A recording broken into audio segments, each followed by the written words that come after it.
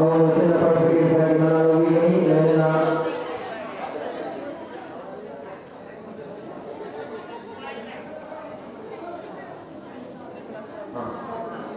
नबी मसा असोबनी हौजे हौजे लंदे योगी किबा लंदे चेन योगी किबा खुलीमा करी लाइव मसा तो केर ना सिंगरी हमारा ने सिंगरी हौजे लंदे चेन योगी किबा नबी मसा असोबनी कोई तो केर ना सिंगरी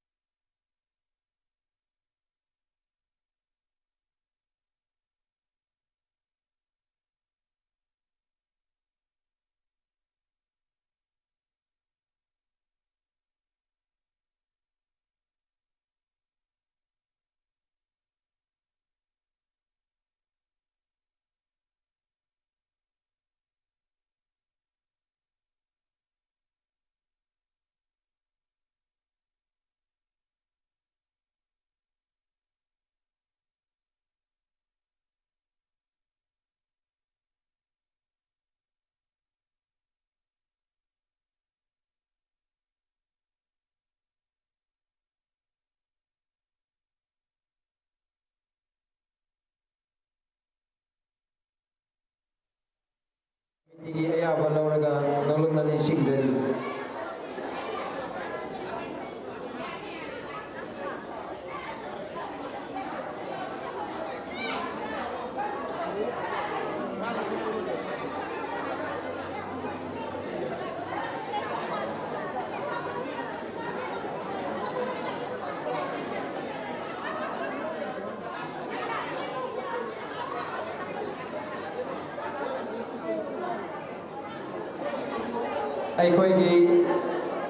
ꯑꯩꯈꯣꯏꯒꯤ ꯈꯨꯡꯒꯪꯒꯤ ꯑꯣꯏꯕ ꯃꯨꯛꯅꯥꯒꯤ ꯂꯥꯔꯣꯏ ꯑꯃꯗꯤ ꯁꯤꯡꯂꯣꯏ ꯄꯨꯕꯤꯔꯛꯂꯤꯕ ꯇꯤꯝ ꯃꯦꯅꯦꯖꯔ ꯇꯤꯝ ꯀꯣꯆꯁꯤꯡꯅ ꯑꯩꯈꯣꯏꯒꯤ ꯃꯨꯛꯅꯥꯔꯣꯏꯁꯤꯡ ꯑꯁꯤꯕꯨ ꯐꯤ ꯁꯦꯠꯄꯤꯅꯅꯕꯒꯤꯗꯃꯛꯇ ꯅꯣꯂꯨꯛꯅ ꯅꯤꯡꯁꯤꯡꯖꯔꯤ ꯍꯥꯏꯔꯤꯕ ꯃꯨꯛꯅꯥꯔꯣꯏꯁꯤꯡ ꯑꯁꯤ ꯐꯤ ꯁꯦꯠꯅꯅꯕꯒꯤ ꯖꯒꯥ ꯑꯁꯤ ꯑꯩꯈꯣꯏ ꯀꯃꯤꯇꯤ ꯑꯃꯗꯤ ꯂꯩꯀꯥꯏꯒꯤ ꯑꯍꯟꯁꯤꯡꯒ ꯀꯨꯞꯅ ꯈꯟꯅꯔꯕ ꯃꯇꯨꯡꯗ ꯑꯩꯈꯣꯏꯒꯤ ꯏꯗꯧꯒꯤ ꯂꯩꯔꯤꯕ ꯆꯥꯛꯁꯪ ꯑꯁꯤꯒꯤ ꯍꯦꯛ ꯃꯅꯤꯡꯗ ꯂꯩꯔꯤꯕ ꯍꯣꯜ ꯃꯥꯟꯇꯣꯞ ꯑꯁꯤꯗ ꯐꯤ ꯁꯦꯠꯄꯤꯅꯅꯕ ꯅꯣꯂꯨꯛꯅ ꯅꯤꯡꯁꯤꯡꯖꯔꯤ ꯂꯣꯏꯅꯅ ꯉꯁꯤꯒꯤ ꯈꯨꯟꯒꯤ ꯑꯣꯏꯕ ꯃꯨꯛꯅꯥ ꯑꯣꯏꯕꯤꯒꯗꯕ ꯁꯤꯡꯒꯤ ꯃꯤꯡ ꯑꯃꯨꯛꯇꯪ ꯂꯥꯎꯊꯣꯛꯆꯒꯦ ꯑꯍꯥꯟꯕꯗ ꯂꯣꯡꯖꯝ ꯒꯝꯚꯤꯔ ꯁꯤꯡ ꯆꯤꯞ ꯖꯖ ꯑꯣꯏꯕꯤꯒꯅꯤ ꯂꯣꯏꯅꯅ ꯔꯦꯐ꯭ꯔꯤꯗ ꯀꯣꯟꯊꯧꯖꯝ ꯕꯤꯖꯣꯏ ꯁꯤꯡ ꯂꯣꯏꯅꯅ ꯑꯍꯨꯝꯁꯨꯕꯗ ꯋꯥꯔꯦꯄꯝ ꯏꯉꯣꯆꯥ ꯔꯦꯐ꯭ꯔꯤ ꯍꯥꯏꯔꯤꯕ ꯑꯣꯖꯥ ꯑꯍꯨꯝ ꯑꯁꯤꯅ ꯑꯩꯈꯣꯏ ꯉꯁꯤꯒꯤ ꯈꯨꯟꯒꯤ ꯃꯨꯛꯅꯥꯒꯤ ꯖꯖꯦꯁꯁꯤꯡ ꯑꯣꯏꯕꯤꯒꯅꯤ ꯑꯩꯈꯣꯏꯒꯤ ꯖꯖꯦꯁꯁꯤꯡ ꯑꯁꯤ ꯑꯔꯥꯞꯄꯗ ꯆꯠꯊꯣꯛꯄꯤꯗꯅꯕꯁꯨ ꯅꯧꯅ ꯅꯤꯡꯁꯤꯡꯖꯔꯤ ꯂꯣꯏꯅꯅ ꯑꯩꯈꯣꯏꯒꯤ ꯂꯝꯗꯝ ꯑꯁꯤꯗ ꯂꯩꯕꯤꯔꯤꯕ ꯑꯍꯜ ꯂꯃꯟ ꯏꯃꯥ ꯏꯕꯦꯜꯁꯤ ꯏꯅꯥꯎ ꯈ꯭ꯋꯥꯏ ꯄꯨꯝꯅꯃꯛꯅ ꯑꯩꯈꯣꯏꯒꯤ ꯈꯨꯟꯒꯤ ꯑꯃꯗꯤ ꯃꯤꯈꯨꯟꯒꯤ ꯑꯣꯏꯕ ꯃꯨꯛꯅꯥꯁꯤꯡ ꯑꯁꯤꯕꯨ ꯃꯄꯨꯡ ꯐꯥꯕ ꯃꯨꯛꯅꯥ ꯑꯃ ꯑꯣꯏꯕꯗ ꯃꯇꯦꯡ ꯄꯥꯡꯅꯅꯕꯒꯤꯗꯃꯛꯇ ꯏꯕꯗꯨ ꯑꯃꯗꯤ ꯏꯕꯦꯟꯗꯧꯒꯤ ꯂꯩꯀꯣꯜ ꯅꯨꯡꯗ ꯂꯦꯡꯁꯟꯕꯤꯔꯛꯅꯕꯒꯤꯗꯃꯛꯇ ꯃꯥꯌꯣꯛꯀꯤ ꯊꯣꯡꯗ ꯅꯤꯡꯁꯤꯡꯖꯔꯤ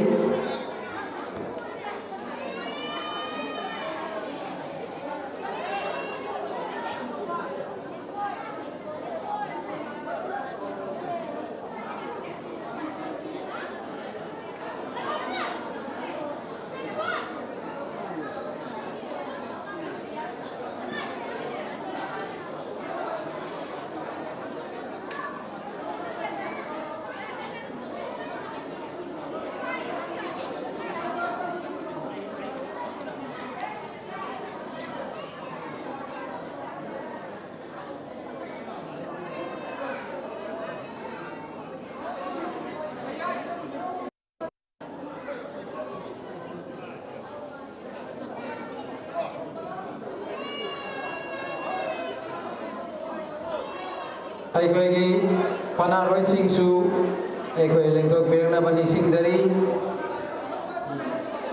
ꯑꯩꯈꯣꯏꯒꯤ ꯈꯨꯟꯒꯤ ꯑꯣꯏꯕ ꯖꯇ꯭ꯔꯥ ꯑꯩꯈꯣꯏ ꯐꯤ ꯁꯦꯠꯅꯅꯕ ꯂꯦꯡꯊꯣꯛꯈ꯭ꯔꯦ ꯃꯔꯝ ꯑꯗꯨꯅ ꯑꯩꯈꯣꯏꯒꯤ ꯍꯥꯏꯔꯤꯕ ꯖꯇ꯭ꯔꯥꯁꯤꯡ ꯑꯁꯤꯅ ꯂꯦꯡꯊꯣꯔꯛꯄ ꯃꯇꯝꯗ ꯂꯝꯗꯥꯟꯕꯤꯗꯅꯅꯕ ꯅꯧꯅ ꯅꯤꯡꯁꯤꯡꯖꯔꯤ ꯑꯩꯈꯣꯏꯒꯤ ꯈꯨꯟꯒꯤ ꯑꯣꯏꯕ ꯃꯨꯛꯅꯥꯔꯣꯏ ꯁꯤꯡ ꯑꯁꯤ ꯑꯩꯈꯣꯏ ꯐꯤ ꯁꯦꯠꯅꯅꯕ ꯑꯩꯈꯣꯏ ꯈꯣꯡꯁꯥꯟꯈ꯭ꯔꯦ ꯃꯔꯝ ꯑꯗꯨꯅ ꯂꯝꯕꯤꯗ ꯆꯠꯄꯤꯔꯤꯕ ꯏꯆꯤꯜ ꯏꯅꯥꯎꯁꯤꯡꯅ ꯖꯇ꯭ꯔꯥꯁꯤꯡ ꯑꯁꯤꯅ ꯊꯣꯛꯄꯤꯔꯛꯄ ꯃꯇꯝꯗ ꯂꯝꯂꯥꯟꯕꯤꯗꯅꯕ ꯅꯧꯅ ꯅꯤꯡꯁꯤꯡꯖꯔꯤ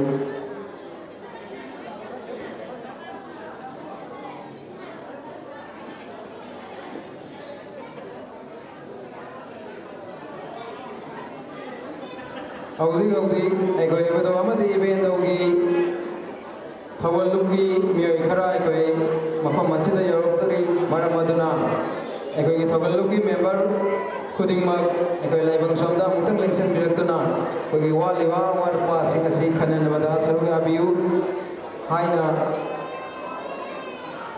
ꯃꯥꯌꯣꯛꯀꯤ ꯊꯣꯡꯗ ꯅꯤꯡꯁꯤꯡꯖꯔꯤ ꯑꯃꯨꯛ ꯍꯟꯅ ꯅꯤꯡꯁꯤꯡꯖꯒꯦ ꯑꯩꯈꯣꯏꯒꯤ ꯏꯕꯗꯧ ꯑꯃꯗꯤ ꯏꯕꯦꯟꯗꯧꯒꯤ ꯊꯧꯒꯜꯂꯨꯞꯀꯤ ꯃꯦꯝꯕꯔ ꯈꯔ ꯑꯩꯈꯣꯏ ꯋꯥꯠꯇꯅ ꯊꯕꯛ ꯊꯧꯔꯝ ꯈꯔ ꯄꯥꯡꯊꯣꯛꯄꯗ ꯑꯩꯈꯣꯏ ꯑꯍꯣꯡꯕ खरा लेरी मरम अदुना थगलुकी मेंबर सिंग असि यारगदि लाइफंग सोमदा खरा थुना election बिरंगनबगी दमकता निंगसिंगजरी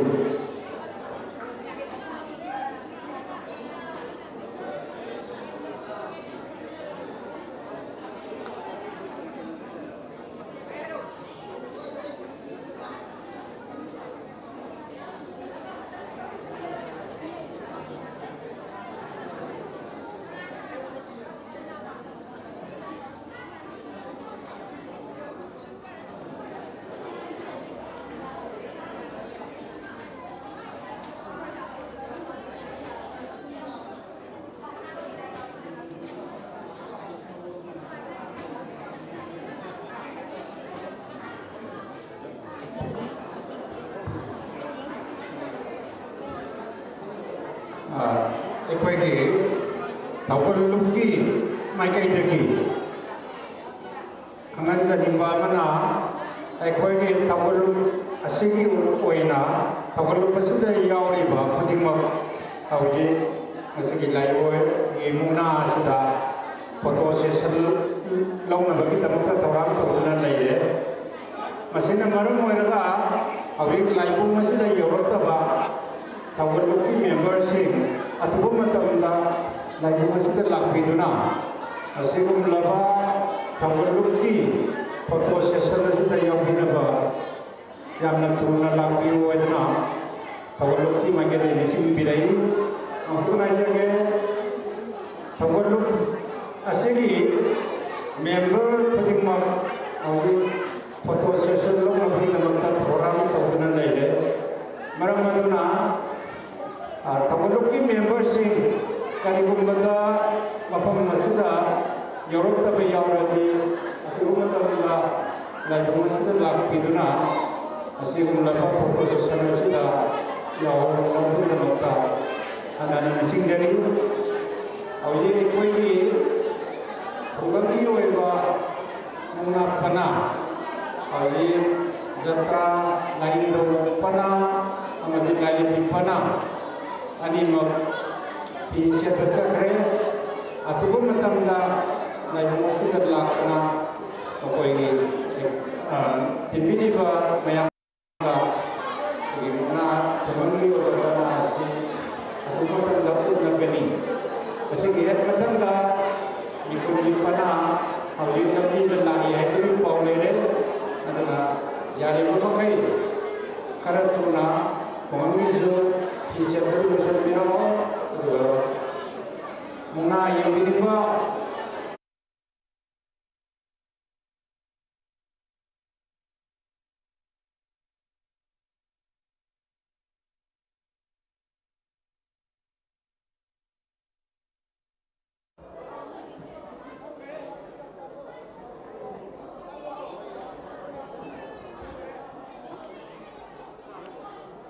Hello.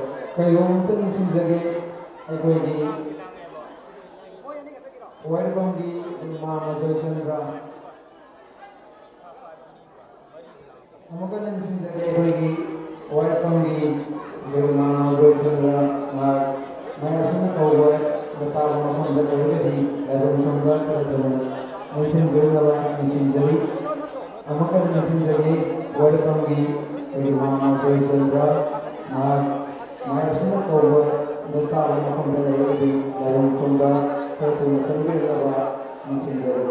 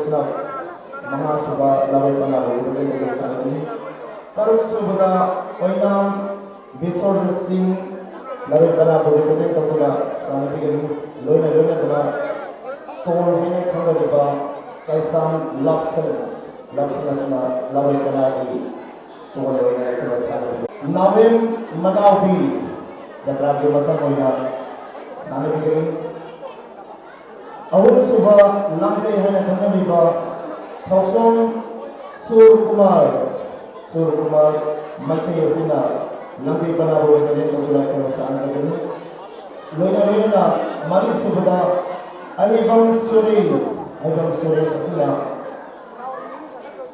Singloi Panagi mari suba atau menari sana pikir mga subada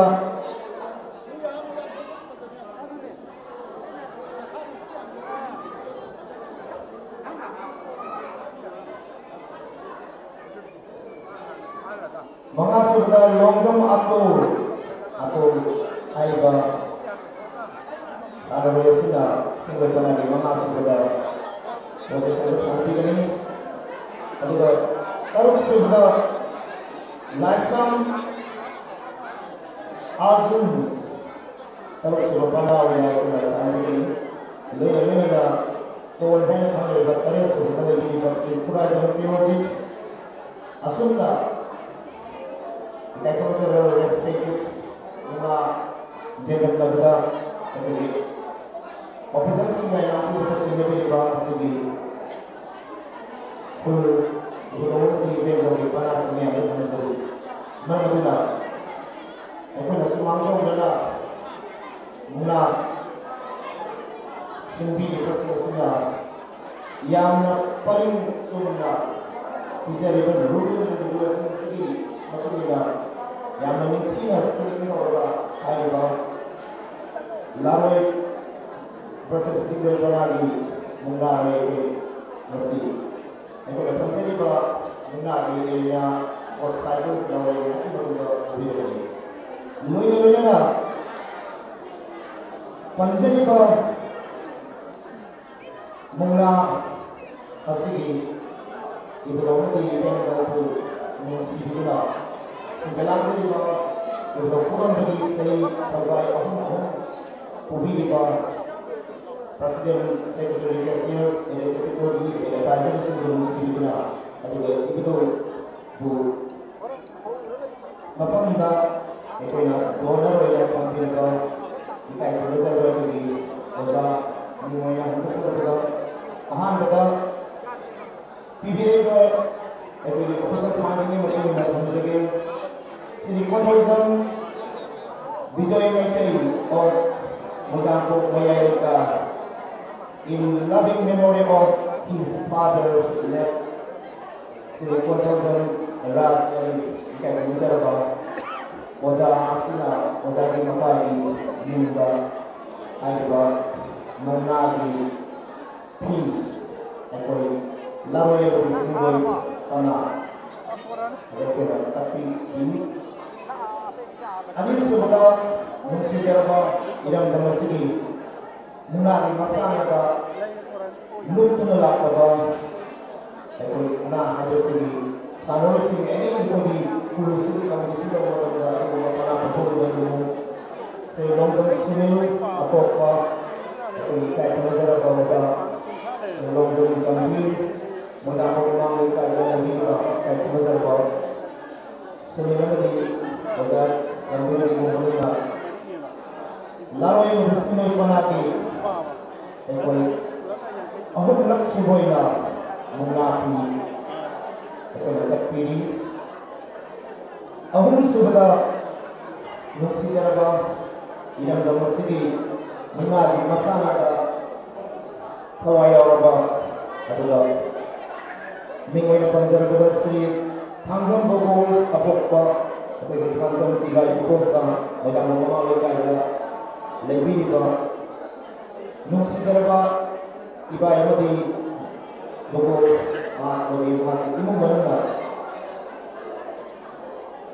Tapi ibu dah apa di event lagi lalu semua panagi, di ahun lak sebuahnya, tetapi tapi Loina, the one of El Kuratang ikai khonozarba ke mafungda yamna thuklawba nungsijarba irangda mongam phulel asigi mungna ge masala yamna katuk pakaloina yamna dedication la pakaloina thawna sang yamna thaw kubiramba rojikna la yamna la bi babai khonozarba oda budi in the loving memory of dear departed father Hariba Pagapodigi Imam Manunda Ekoi Unagi Piro Singa Kela Kapri Irang da Masiri Tuan Maitabak Sida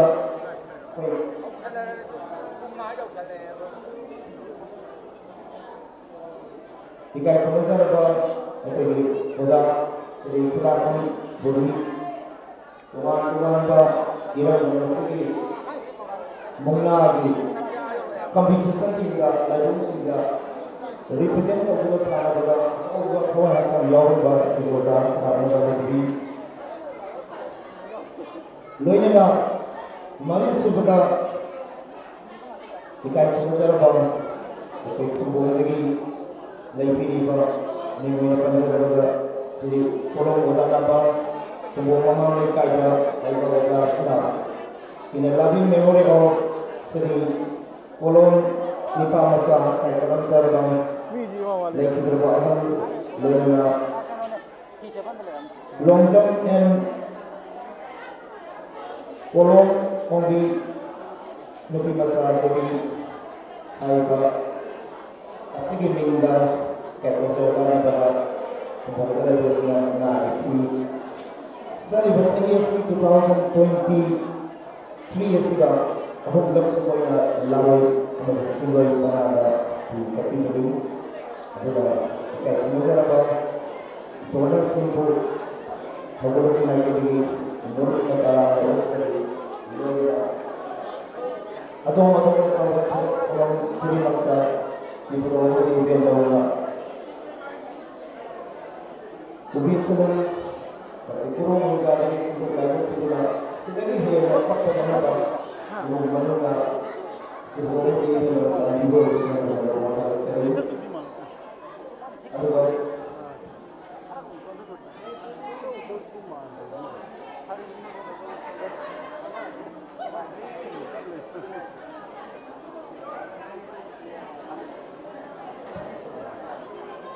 Menurut sejarah yang mengirim termasuk teman-teman Pak Sanori sudah pemimpin Pak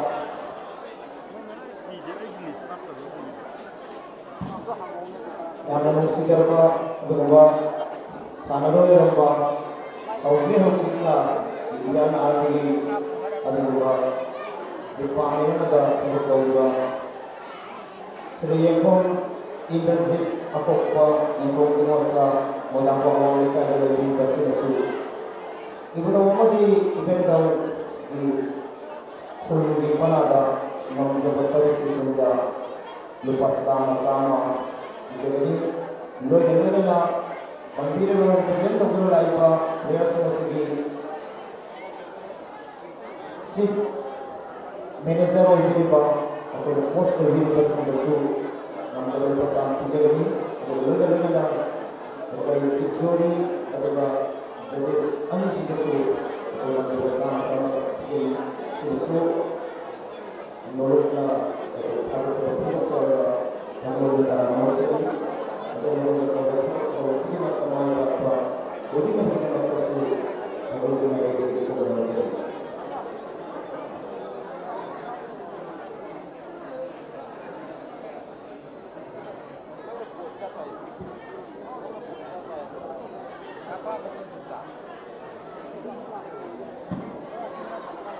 Taufik ibu doa di event dagi lalu yang ada singgah panah boleh present guna anak itu di bawah koi jatra ani oke koi ibu doa yang di event dagi sana sangai guna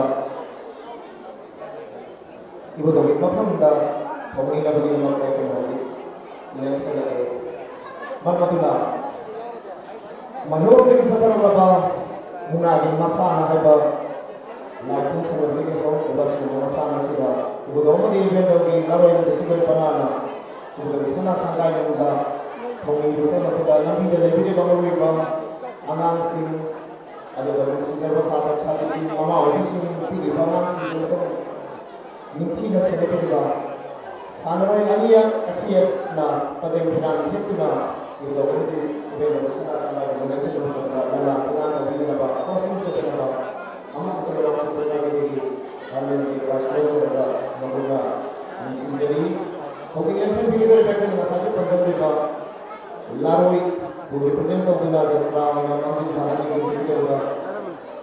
tidak boleh bercoba proses single pernah represent of the larger crowd juga silakan bergabung ayo terlibat kalau ini sudah berani lagi bah api bahu hal lain langsung saya ini maksud sebelum kita lagi coba kita para itu sendiri mungkin kalau sudah berbuat para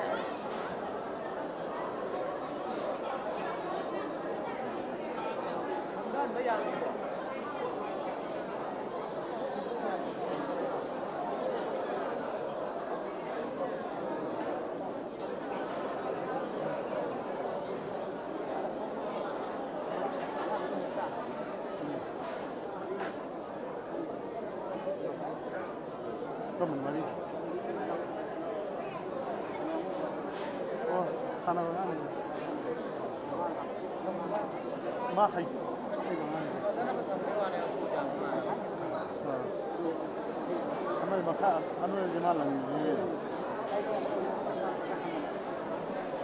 Naput.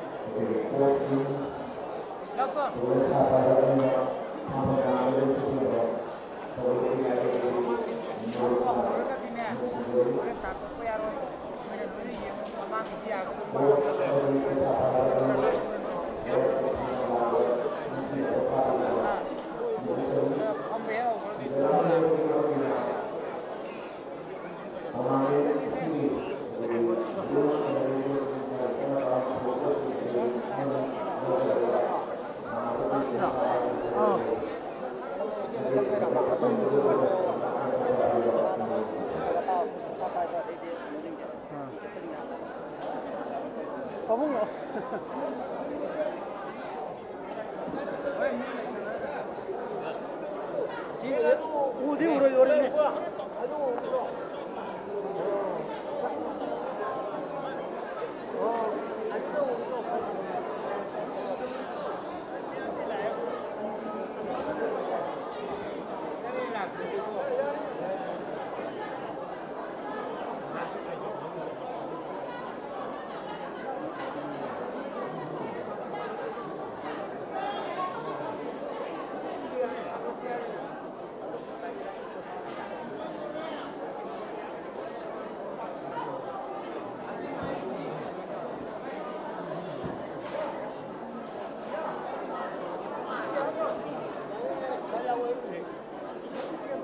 ꯑꯗꯨꯒ ꯃꯈꯥ ꯇꯥꯔꯛꯄꯗ ꯏꯀꯥꯏ ꯈꯨꯝꯅꯖꯔꯕ software worker ꯑꯣꯏꯕꯤꯔꯤꯕ ꯑꯗꯨꯒ ꯃꯇꯝ ꯑꯗꯨꯒꯤ ꯄ꯭ꯔꯣꯒ꯭ꯔꯥꯝꯒꯤ X secretary ꯑꯣꯏꯅ ꯇꯧꯕꯤꯔꯝꯕ ꯁ꯭ꯔꯤ ꯅꯥꯃꯦꯟ ꯑꯅꯜ ꯃꯣꯏꯔꯥꯡꯀꯣꯛ ꯃꯌꯥꯏ ꯂꯩꯔꯤꯕ ꯏꯀꯥꯏ ꯈꯨꯝꯅꯖꯕꯁꯤꯡꯁꯨ ꯈꯨꯡꯒꯪꯒꯤ ꯃꯨꯛꯅꯥꯒꯤ ꯃꯨꯛꯅꯥ ꯋꯥꯔꯤꯕꯁꯤꯡ ꯂꯥꯂꯣꯏꯕꯁꯤꯡ ꯂꯣꯏꯄꯅ ꯃꯨꯛꯅꯥꯁꯤꯡꯗ ꯁꯦꯜ ꯃꯅꯥ ꯑꯃꯗꯤ ꯄꯤꯗꯨꯅ ꯆꯠꯄꯤꯔꯤ ꯃꯔꯨꯞꯅ ꯑꯅꯟꯕꯁꯨ ꯃꯔꯨꯞ ꯊꯥꯖꯕ ꯐꯥꯎꯖꯩ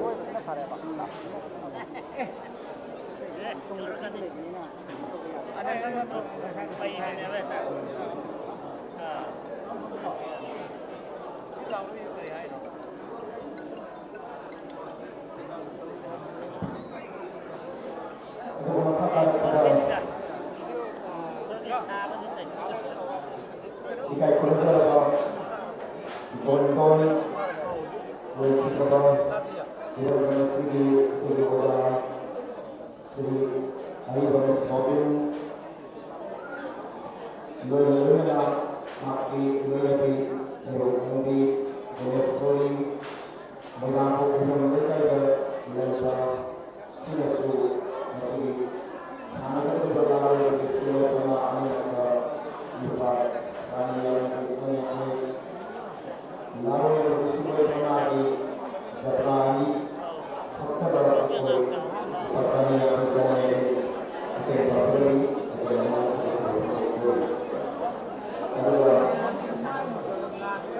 Mengenai Lalu Sumber Penari Jatrani Dina Korona Televisi Televisi Pasar Alhamdulillah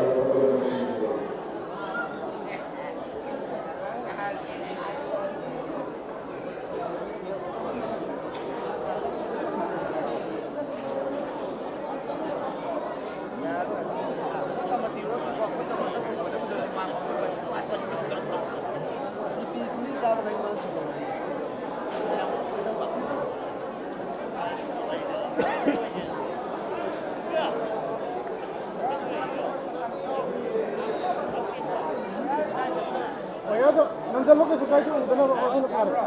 Nanti lo tu lepas.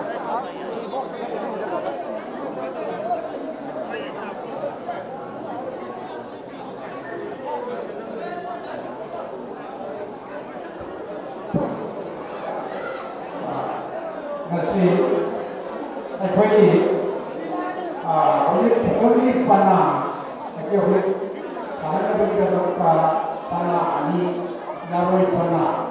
Sumber panah, oleh dia, hai orang kita seperti panggilan apa, mana panggilan apa, kayak mana apa, kayak mana ini, macam singgu, oleh orang hari mana mana, hai orang kita selalu singgu tapi ada singgu, ada, kalau kita boleh Sangat bertambah, kalau mana tinggi, masih baru kita, awalnya ekonomi mana sudah mana panggil dah, news ini aku kerja macam hari sudah, awalnya mana sudah mana tinggi itu aku kerja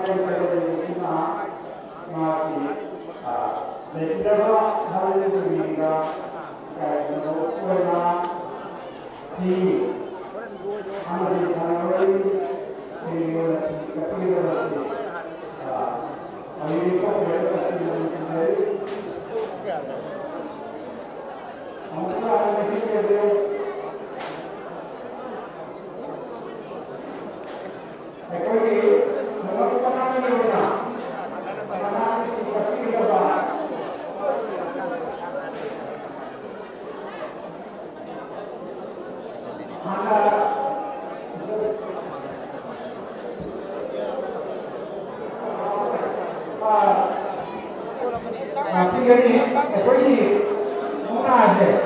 Ada teman-teman kita masa, ekoi nak juri member orang berhak sih.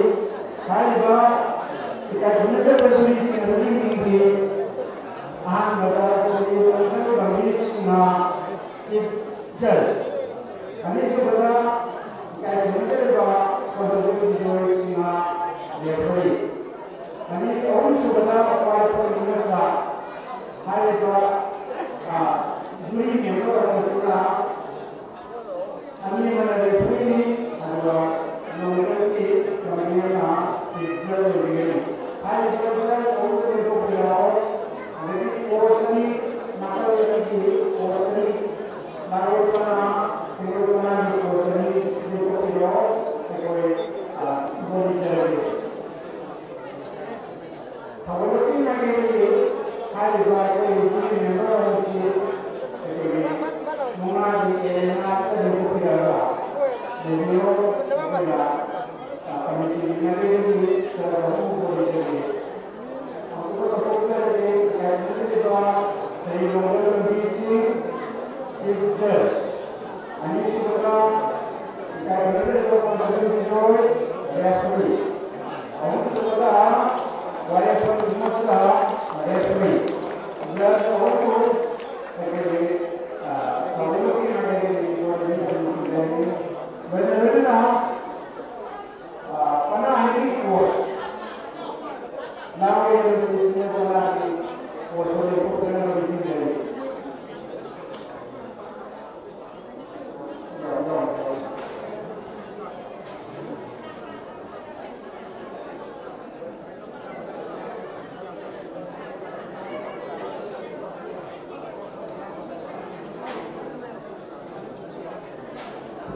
actually, he certified that he said, "Not a very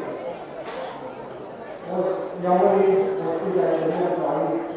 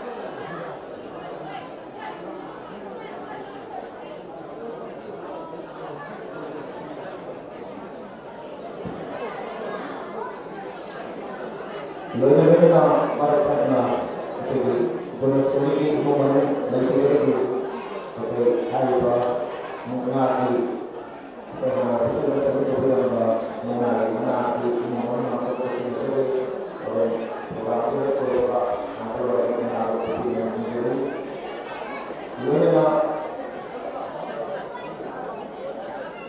langsung pukul mengambil mereka itu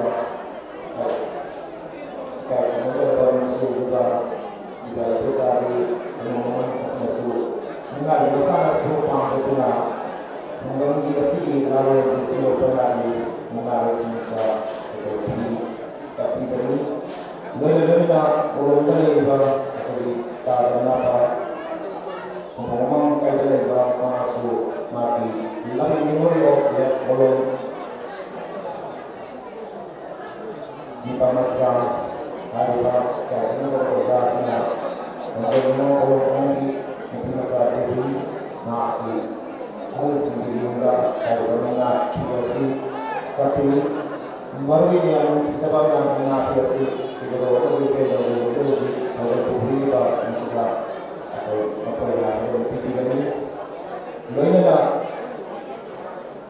kalau sebenarnya hari tahun Retiro di dalam masjid yang prominent sangat ramai yang lebih cepat ada lomba sangat sih masalah ada mati loina itu sendiri hanya sudah cepat sudah hanya kesenangan keren tapi ini kita coba ini musuh menurut saya kalian sebenarnya kita putar balik dalam sebuah kesempatan yang lalu Michael ex secretary untuk Umar Sibasu untuk masih mengalami musibah berada di asumna donasi masih lagi pada informasi itu normal terjadi loina itu kamu di event lagi pengurusnya donasi semua orang proses lapi kalau lagi malu mereka bagi mengenai masalah itu itu maksud menurut proses mereka Priyaski Sinasing media Sinasing lalu medical Sinasing Pernah bahas di buku suatu peristiwa dengan produk teman-teman profesi saya dalam video ini adalah apa yang masih dapat yang dalam segi dalam ini hasil provide to be sebagai industri atau kualitas yang sama orang yang ada sesuatu masih mengenai bos university betul sama-sama buat nama yang mesti berada pada kategori untuk itu menurutnya harus berfungsi.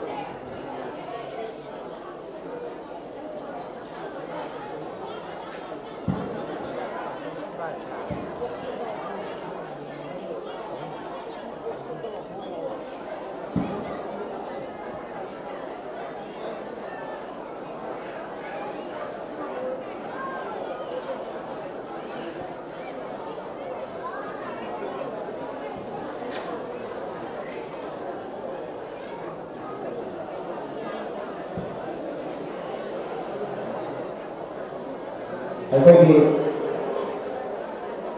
ꯈꯨꯜ ꯑꯁꯤꯒꯤ ꯂꯧꯔꯤꯕ ꯁꯤꯟꯃꯤ ꯄꯂꯥ ꯑꯅꯤꯒꯤ ꯐꯤ ꯁꯦꯠꯄꯤꯔꯤꯕ ꯑꯩꯈꯣꯏꯒꯤ ꯃꯁꯤꯒꯤ ꯑꯣꯖꯥ ꯑꯅꯤ ꯐꯤꯜꯗ ꯊꯣꯛꯄꯤꯔꯒ ꯊꯧꯔꯨꯛꯀꯤ ꯏꯀꯥꯏ ꯈꯨꯝꯅꯖꯔꯕꯁꯤꯡꯅ ꯉꯝꯖꯕ ꯑꯩꯈꯣꯏ ꯄꯨꯊꯣꯛꯄ ꯄꯤꯕꯒꯤ ꯊꯧꯔꯝ ꯑꯃ ꯊꯦꯡꯅꯔꯒꯅꯤ ꯏꯀꯥꯏ ꯈꯨꯝꯅꯖꯔꯕ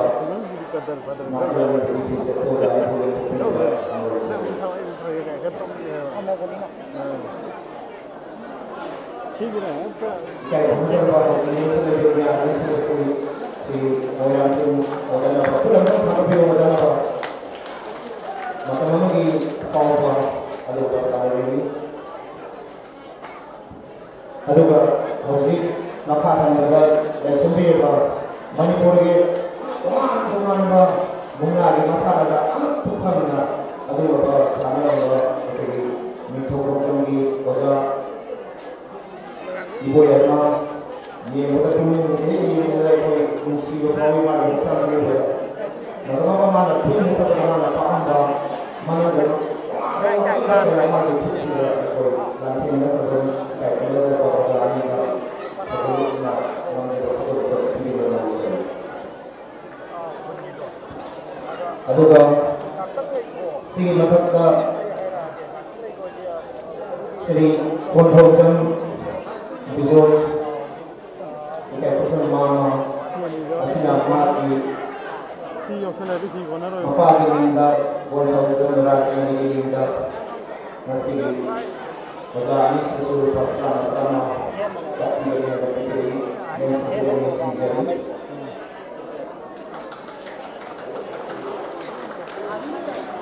Itu nih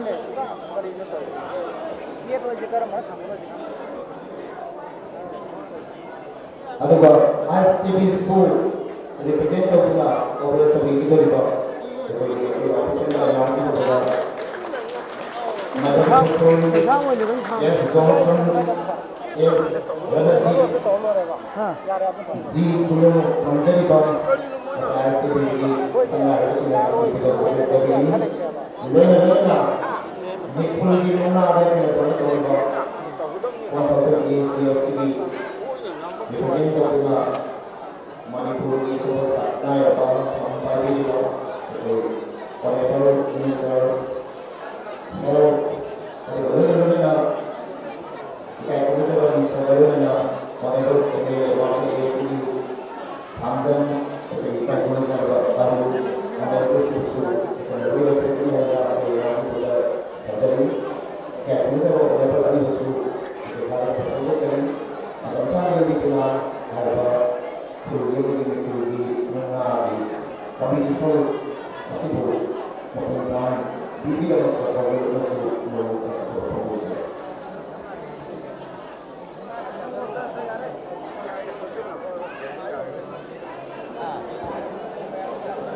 Kegiatan itu nanti boleh sekali dilakukan di dalam sendiri di masyarakat atau Sri Long-term Swimmers masih pada ini Sri Tujun jadi suatu macam ini sudah berada masih mana tak semua orang itu tidak hanya melakukan itu dari berbagai tempat sekolah ada yang mana ada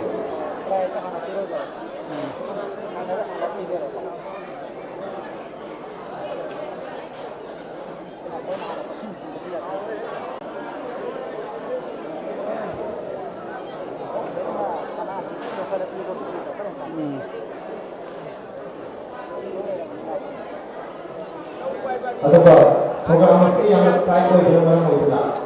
Jadi ada ani cipcuri sih bagaimana api itu dah. Sangat sih jatra lagi orang lalu yang single mana ani mak ekoi hobi munafi masih tourist yang sana tinggi nama Nusari, kemudian lalu yang single mana player ani makku लेखक की नवा जलाली में programme के लिए सही लाने वाली इसमें पला ये लेखक की नई चीज़ें अथवा कोई नया आदमी कोई लोया हम करते हैं ये नई चीज़ें अथवा आखिरी चीज़ें जैसे से कैमरा से देखना मतलब नया आदमी वीडियो से जाना होगा हम पता है कि ये होता है तो नया Lumayan tapi mesti jangan dengan masalah sih ada tapi tidak masih nama pun kalau memang asal pun nama sesuatu yang teknologi tapi mana sih anak kalau dia pada sosial sendiri apa tapi memang saya pun berada di dalam yang dia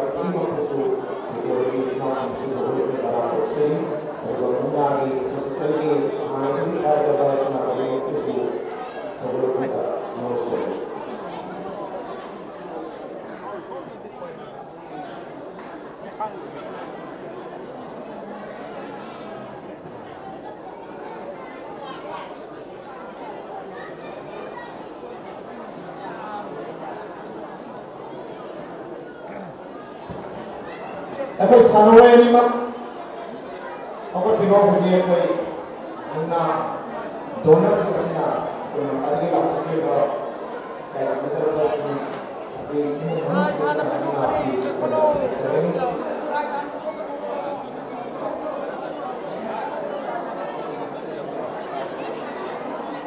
itu yang mengenai kami nak sekitar, nak sekitar, koirom Amos na masih ada teman-teman sana sih itu yang saya lebih bah ikai kita bah kita Amos na ini sudah berani sudah tiga pesaga kita figure ini Amos na itu yang sendiri berani sendiri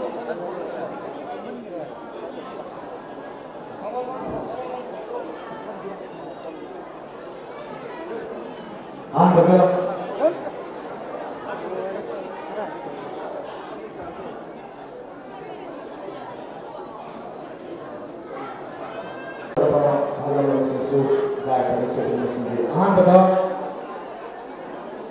Jadi, kita bawa ke bawah sekitar bodi mati umum mana nah lalu yang disinggung tenaga menjawab di sini tapi ini kan benar bawa aku mesti terbawa bodi ini dalam segi Manipur di yang sana ya bawa orang awalnya mungkin di masa hari saya berkawan dengan yang dalam segi sahabat itu aduh apa ini Ozabu, ningsing jabang wena, ozabi na masa berjalan pasir, itu dapat mengubah, jadi yang masna, ningsing uji itu na, itu dapat diperoleh, berkata mereka bagi, muna di masa lagi siapa berkorban sudah, orang sangat lebih berkorban, ozabi dalam mangsa lalu itu sudah pernah tapi bagaimana ikai pengajar apa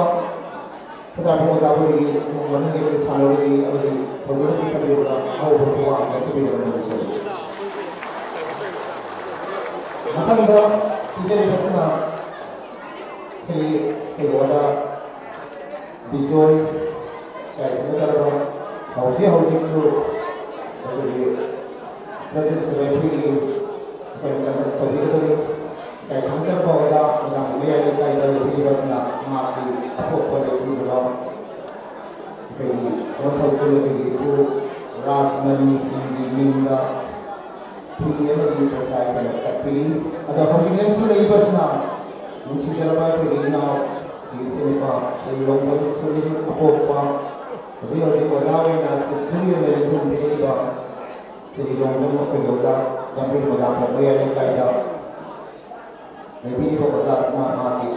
Ini mana sudah muna di masa nasi itu semua di hawai hidup semua. Amari itu orang apa perlu mesti dia dari mana. Boleh sendiri sebab pada itu nanti dia muna itu tapi loinya na masih di makanan pada pada sel sabun lagi biro pada sel apa dari langsung Bukor apa buat yang kamu kau ibu sah si masuk.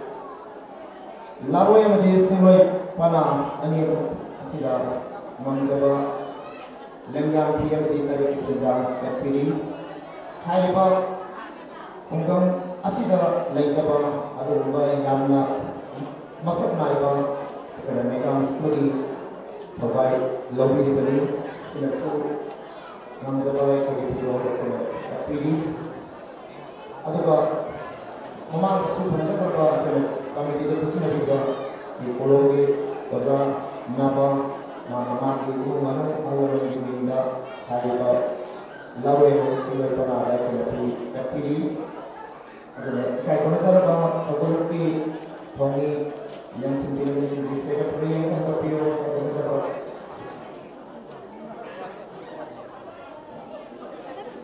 uji apa yang bisa dibuat, kami tidak bisa dibuat, belum bisa dibuat oleh kepada nama mati, lalu memori orang depan masa, lalu dengan memori orang ini lebih mengetahui ini juga pada nama ini.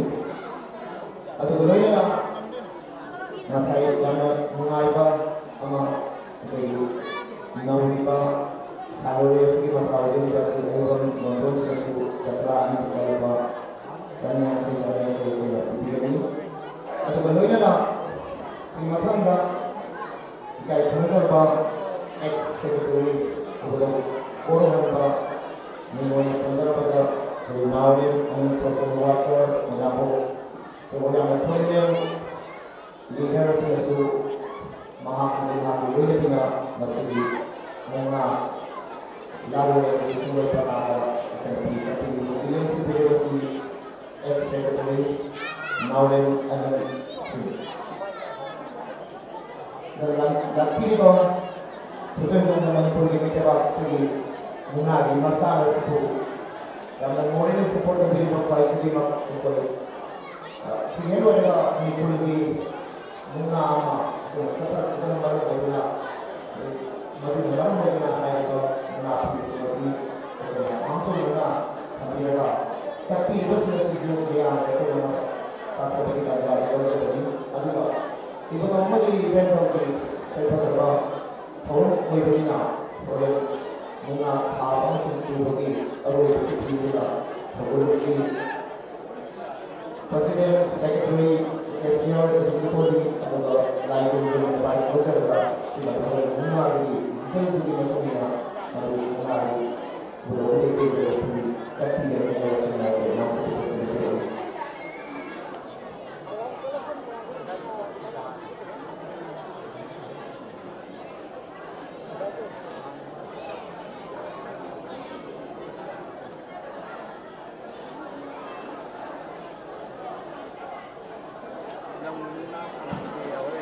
Efektif, ayam don saya komentar apa, respected secretary sudah kurang bang, sudah bang, efektif, secretary na ayam don na kira apa, jatra ini dan pasanya efektif sendiri apa, menjadi, oke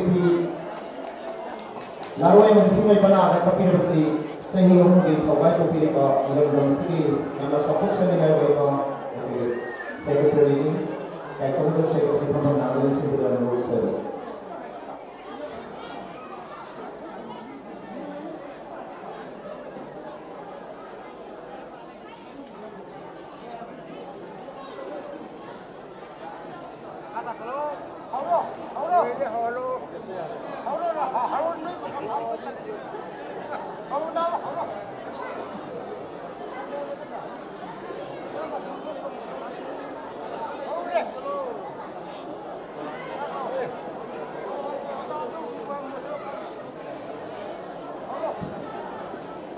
Jadi, kalau mana di donor sih mereka pilih tunda, kalau mana apa, jadi kalau kerja sangat ini mak masih mana serta orang sih mungkin mereka nak berjalan sendiri.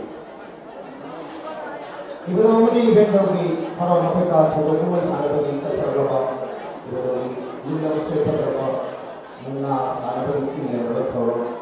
Ogimna hongena begitu mak jadi maruina muna boleh kajian kalau kupilih dah lalu yang bersumber pada kursi setiap baru berasi atau ini nak dimaya itu muna di masa itu kata kupilih itu sip solusi berasi jadi revisi mungkin muna itu dimaya itu berada masih muna sih nanti akan lagi di guideline guru yang dibuat dari pemerintah saat korporat masih masa ini guru yang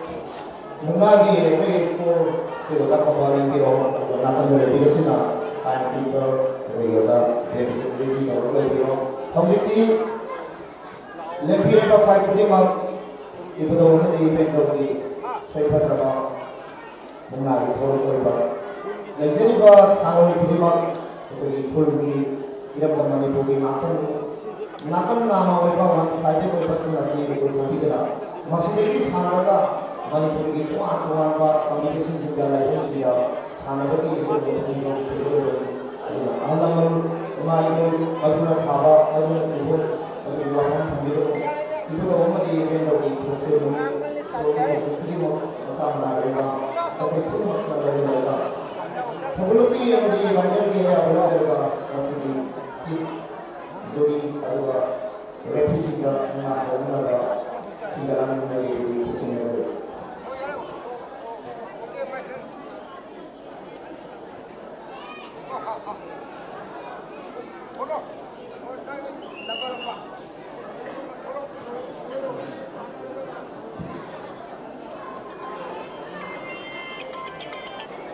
Namo. Hello. Tadra.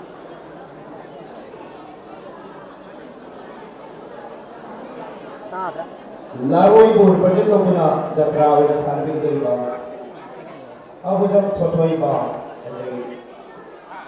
Red diban koiba. Tapi awang hamsina. Aduga single bur present lokuna sanbi jatra kangjam abun makatan pagiri profile pesnya single bur present lokuna itu awdi bendogi ngarada klasi.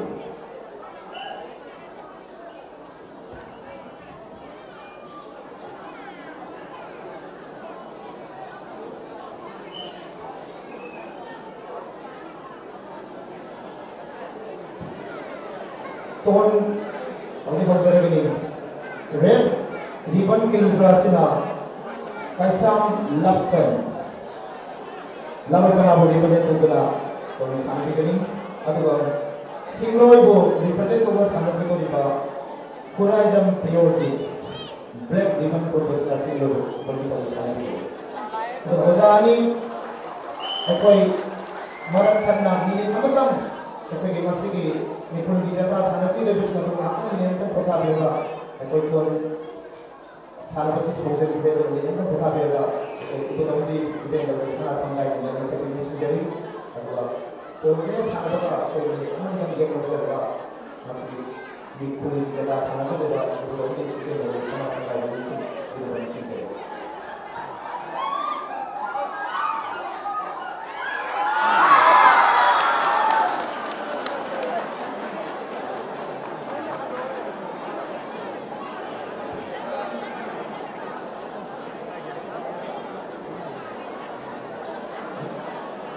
Second, we try doing the first round di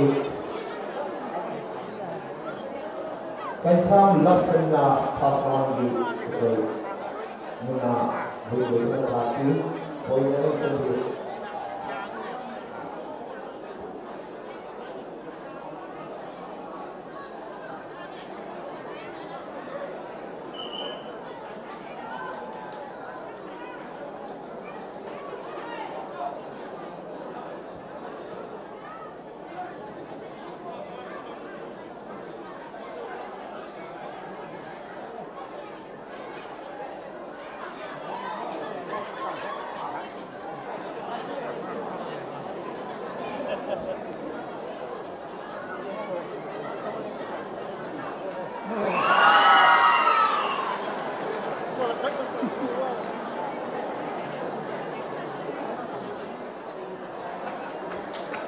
Second round kita simulai pada boleh betul betul sudah yang second round memang ada ini poin one sampai mulai poin set mereka na kayak berusaha apa jadi saja mangki atau ngomong memang lagi ni bah tapi tapi saya pun dah ekologi naik korban saya pun dah Muna jatra seminar anuroy itu benar terkenal masih udah kamu tinggi kan lagi udah kurang bah presiden secretary lawyer yang pergi sejarah bah kalau kita tidak percaya lawyer bah orang terkenal terlalu terlalu sedih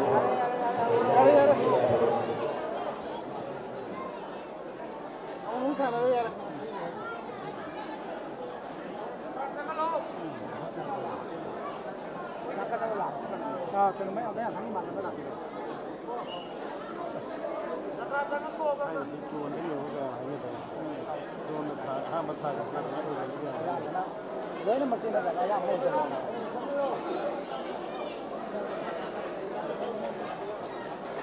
Oi, hꯧji houji.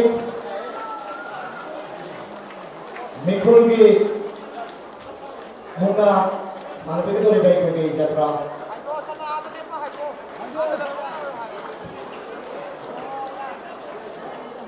Mikulgam ay sitan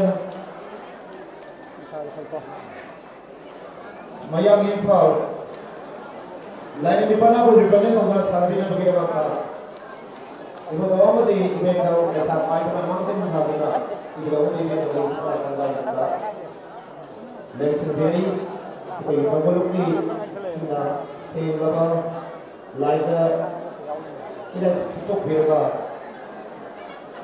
dan seberapa berapa kebesaran kita membuka tidak ada sendiri kalau kita sudah bersama beberapa baik sekali.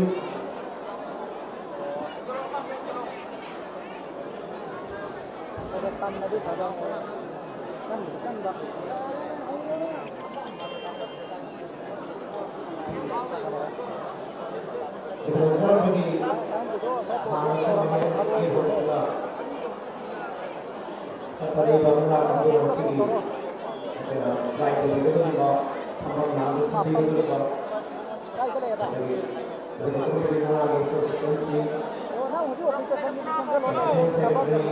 Daripada itu kalau banyak teori, juga itu nama yang makin sering dipanggil yang disebut atau di teko orang bayi siswa yang lagi ini maksud hanya itu sesuai itu tidak banyak sendiri.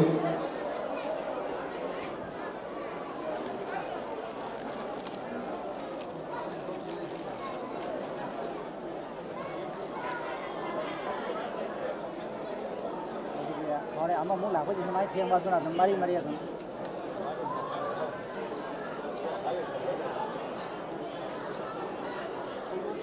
이거 부산은 너무 사는 거네. 왜냐면 너무 사는 안 빨래. 쇼는 데도 거기 바만 여기. 성이 깜빡이 맞다. 어디요? 레슬링국이 그쪽이 짠이 알아? 아니 뭐니? 샀다가 꼬라 안 돼요. 남들어거든요. 저는 무슨 막 자기 안 한거 그거는 걸 거예요.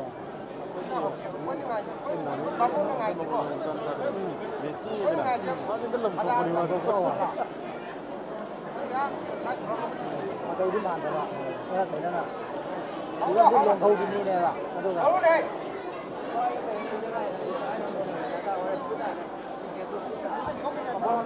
Dulu sebelum mengalami masyarakat kedelai kurang bersih yang senang sekarang turun ke dalam dunia karena kepada di dunia itu berbeda. Meski di dunia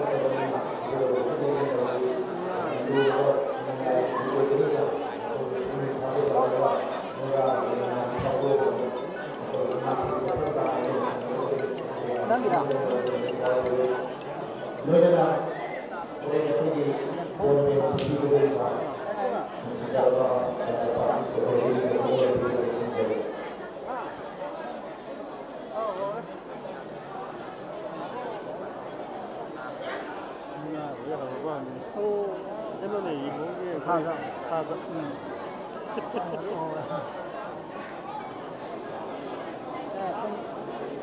không mấy đó được là hàng đây rồi. Đấy mà làm gì rồi nhưng na tàu đâu này.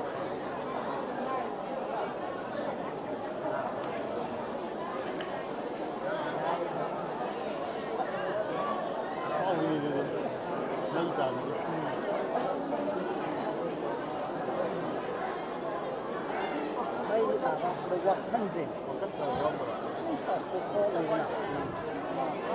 Terus sebagai pemuda dipresentasi oleh Lalu Singoi karena ini masih working di satu sisi players itu kewamak orang Medina saya berpikir sebagai kabinet jadi masih ada beberapa masalah terbetul ini Lalu pernah represent dengan sana juga orang Besorgit, aduga masa di opponent single pernah represent orang sana juga Laisam, adu bagi lagi orang juga. Hai bah, Nepalgi, Jepra, mayang patu represent dengan bagi beberapa di Indo sana kaya orang juga. Jadi dalam jelas mengenai tentang jadi aduga अखोगी खबरी लोकी में तो अखोगी full में आगे नाकल से तारे mobile में भी कोई नोटिफिकेशन देरी अगर मनु लोग रिपोर्ट करेगा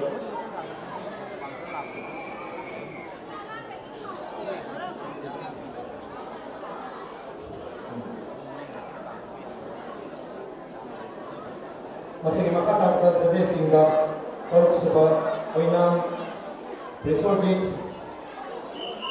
laroi represent करना साले बिकनी single पला जानकर sebab apa dari लाइसेंस और सिंग साले बिकनी dari तो थमते बार के स्कोर किधर 1-1 थमतुना आकर होती है अन्य सेम पॉइंट का Now, that is a freedom from another. Nana, dia lagi. Mesti kau tu desa dalam mana? No, no, nama saya para kan. Lalu dia para kanan yang kata. Ini kau orang berapa? Saya sini lu yang kau tangguh dia. Sini satu lah, mana tu? Saya kau ini dah berapa? Ini kau tu sekarang pun nak cara.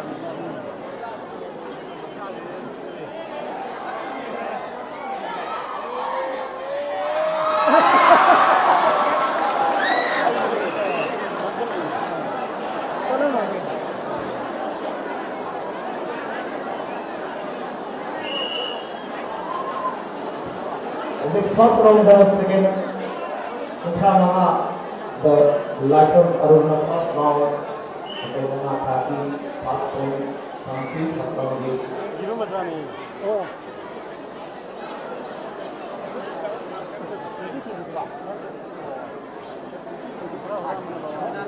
Ay, nanti masuk tangguh. Apa temasnya? Ay, nak kopi ya? Apa lagi? Ada lagu kita, apa saya ini dah cakap. Apa ni?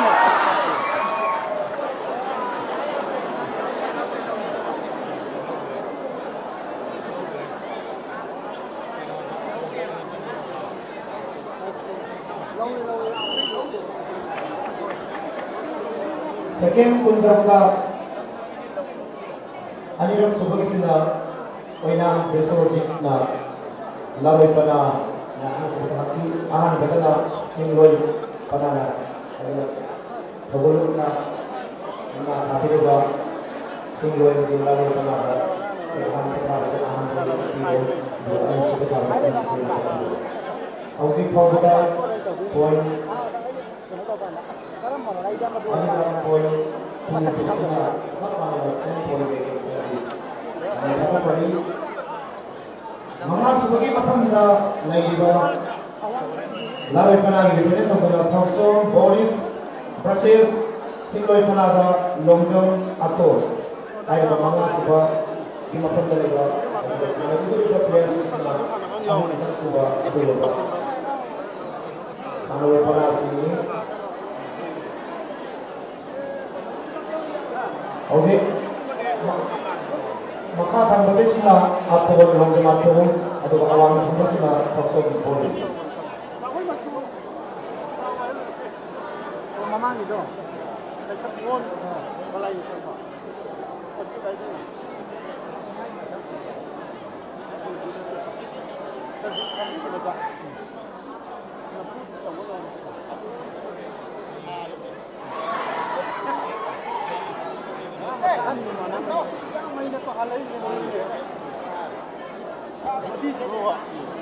Ôi, nó cái gì số rồi.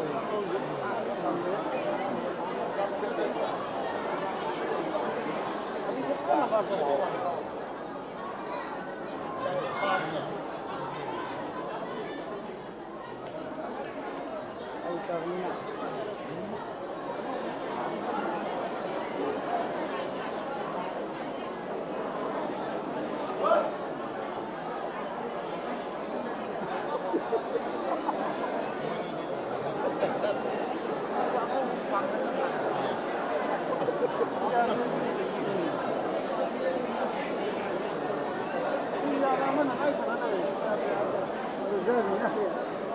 Mỗi nhân ngô người ta có thể phá bị được không? Không cần là ra cái gì. Nhưng mà không chịu về mà. Lần đấy nhà đi ăn gì à? Đi ăn gì? Mấy em hay cái này rồi. Ai rồi? Khi mà thông thông âm được rồi.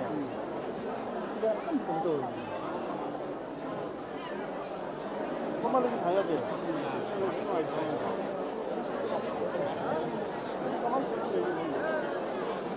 Cái gì phá bị được không? Sao nó mới này? Điên này. Đâu sao? Đâu sao?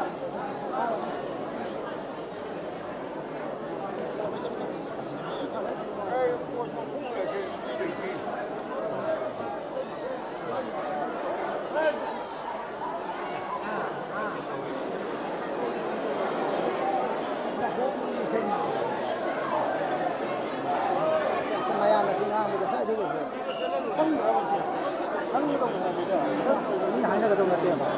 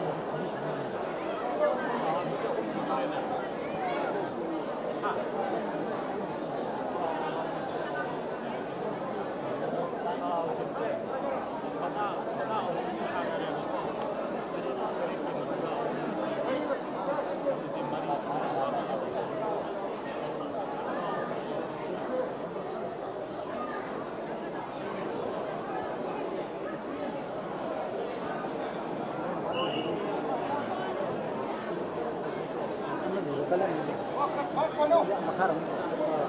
Makaram. Oh.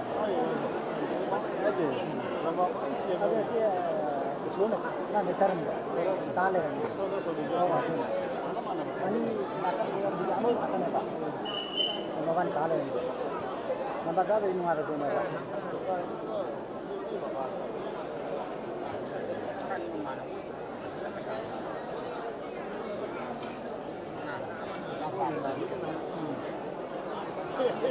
Nào anh tông đi với mana?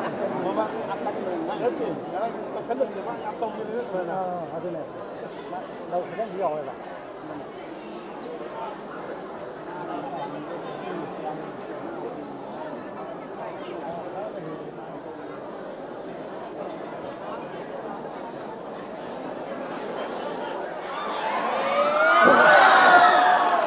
Mapangan dulu ni apa? Atur ni apa mana? Ikan ni apa?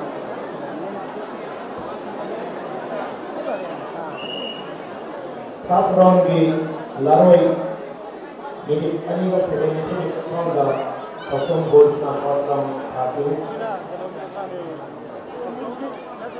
Botong.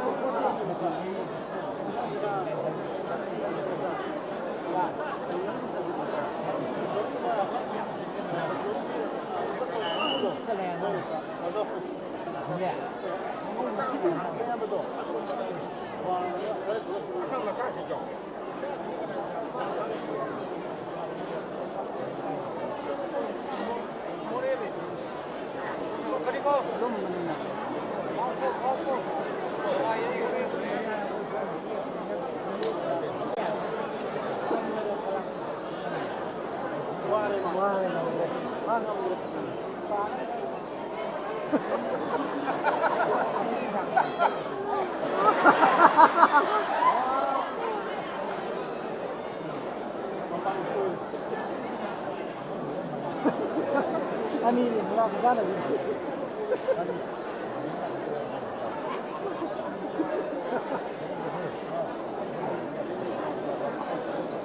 Second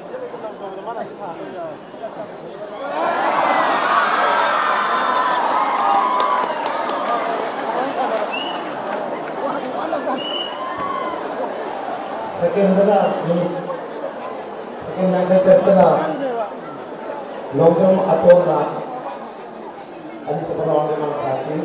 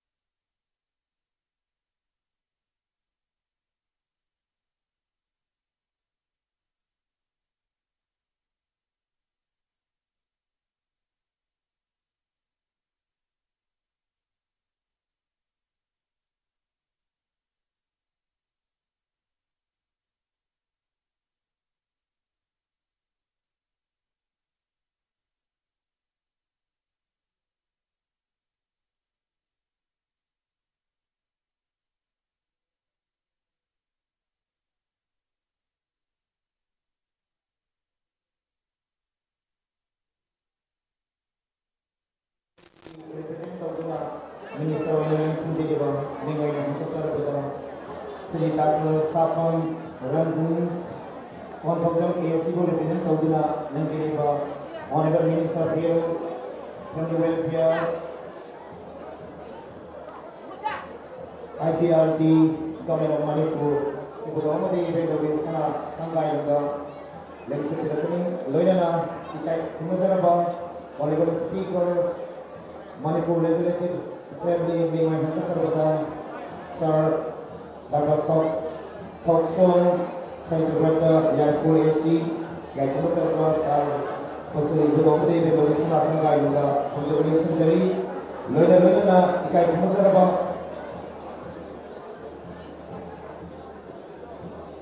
Sir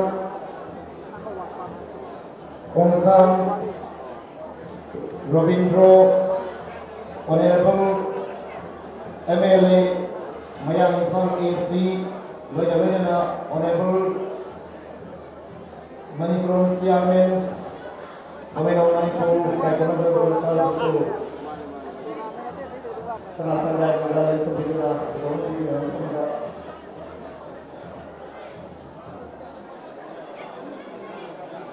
Loyana kita mengajar apa? Honorable MLA Kaksing Yesipur represent tawduna Sipili Mami Wai Hata Sapagasa Laudemang Rameso kita mengajar apa? Saat itu atau mengajar apa? Paham langsung meski itu korang tahu lukti office mana kaya berapa dalam Sipili Mami sendiri. Mamang dah.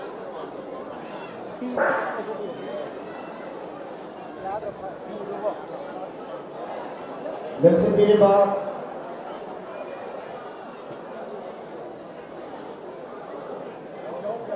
Ministers, Honorable Speaker, MLC, ada yang akan dikutip.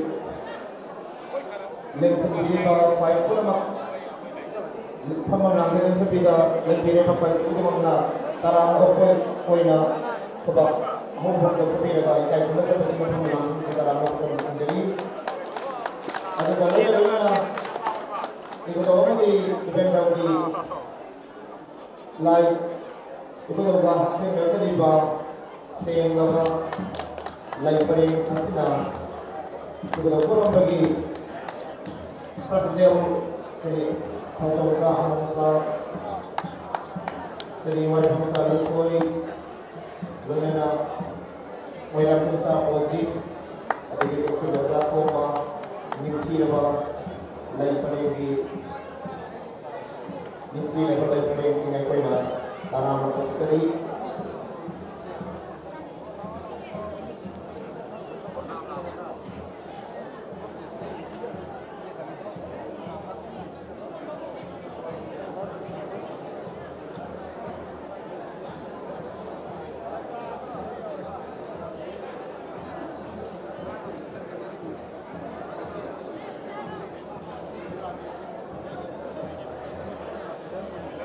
ꯑꯩꯈꯣꯏꯒꯤ ꯂꯩꯀꯥꯏ ꯈꯨꯟꯗꯥꯖꯔꯕ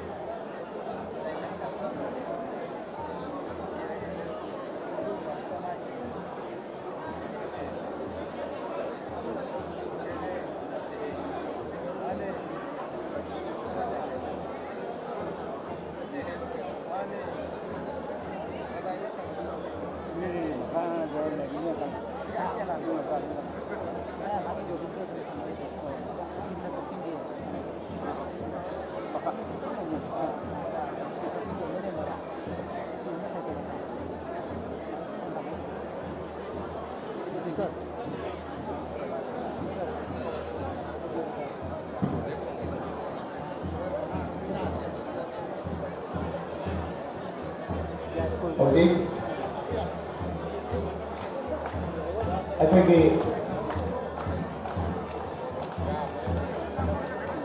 ꯚꯣꯂꯨꯟꯇꯤꯌꯔꯁꯤꯡ ꯑꯗꯨꯅ guide ꯇꯧꯕꯤꯔꯒ ꯉꯁꯤꯒꯤ ꯁ꯭ꯄꯣꯟꯁꯔꯅ ꯀꯠꯆꯔꯤꯕ ꯃꯨꯛꯅꯥ ꯑꯁꯤ ꯁꯥꯟꯅꯔꯣꯏ ꯅꯤꯡꯊꯧꯖꯝ ꯁꯩꯀꯨꯟꯇ꯭ꯔꯤꯛꯁꯤꯡ ꯂꯥꯏꯔꯦꯝꯕꯤ ꯄꯅꯥꯕꯨ ꯃꯌꯥꯝ ꯈꯪꯕ ꯔꯤꯄ꯭ꯔꯖꯦꯟ ꯇꯧꯗꯨꯅ ꯑꯩꯈꯣꯏꯅ ꯂꯣꯏꯁꯤꯟꯕꯤꯒꯅꯤ ꯂꯣꯏꯅ ꯂꯣꯏꯅꯅ ꯂꯥꯏꯅꯤꯡꯊꯧ ꯄꯅꯥꯗ ꯍꯩꯔꯣꯛ ꯂꯥꯏꯁ꯭ꯔꯝ ꯑꯔꯨꯜ ꯃꯩꯇꯩ ꯍꯧꯖꯤꯛ ꯍꯧꯖꯤꯛ ꯕꯦꯟꯖꯥꯕꯦꯜ ꯀꯌꯥꯒ ꯂꯣꯏꯅꯅ ꯃꯅꯤꯄꯨꯔꯒꯤ ꯃꯩꯇꯩꯕꯥꯛꯇ ꯏꯕꯨꯙꯧ ꯑꯃꯗꯤ ꯏꯕꯦꯟꯗꯧ ꯍꯥꯏꯅ ꯑꯩꯈꯣꯏ ꯈꯨꯗꯤꯡꯃꯛꯅ ꯊꯥꯒꯠꯆꯔꯤꯕ ꯌꯥꯝꯅ ꯄꯦꯟꯗꯕ ꯂꯨꯔꯕ ꯂꯥꯏꯐꯝ ꯑꯁꯤꯒꯤ ꯃꯨꯛꯅꯥꯒꯤ ꯃꯁꯥꯟꯅꯒꯤ ꯍꯧꯖꯤꯛ ꯂꯥꯔꯣꯏ ꯑꯃꯗꯤ ꯁꯤꯡꯂꯣꯏ ꯑꯅꯤꯒꯤ ꯂꯩꯈꯥ ꯄꯥꯏꯕ ꯑꯅꯤꯅ ꯃꯥꯡꯖꯤꯟ ꯊꯥꯗꯨꯅ ꯕꯦꯟꯖꯥꯕꯦꯜ ꯀꯌꯥ ꯂꯣꯏꯅꯅ 이보다 한마디 기대해서 하나 방송합니다. 땡땡이가 굉장히 아마도 아마도 나는 내가 봐도 아니 아주 그렇지. 그렇지 포인트 이렇게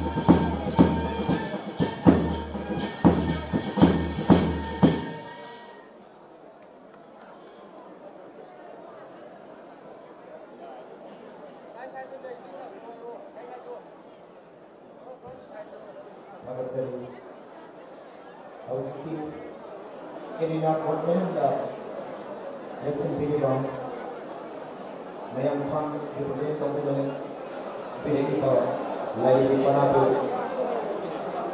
listening to Pilibam, Nasiri, Co-Sings, Extra Bibles, Lai Panabu, Representative Mention Pilibam, Ayo, Pilibam, Celebration, Abul Maite, Co-Study, Extra Bibles, Tamam Nagan, yang sembilan sendiri masih maka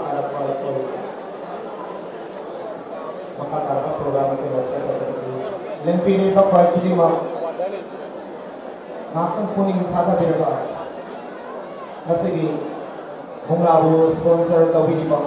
Lena honorable speaker, honorable ML Sindai, program ini maka satu poin. Untuk mampu ini ya baru saja. Ibu orang di event itu pun juga kawan saya.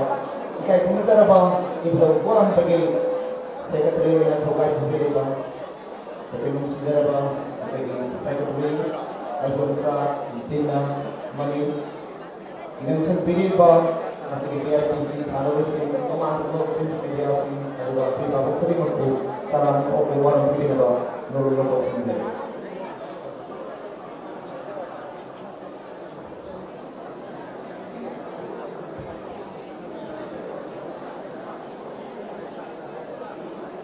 Pagkakasari, ibudo abadi ibendo bo sa ika makalda kuminga lasin siraga nasi tibili bo kumimo bulamo ko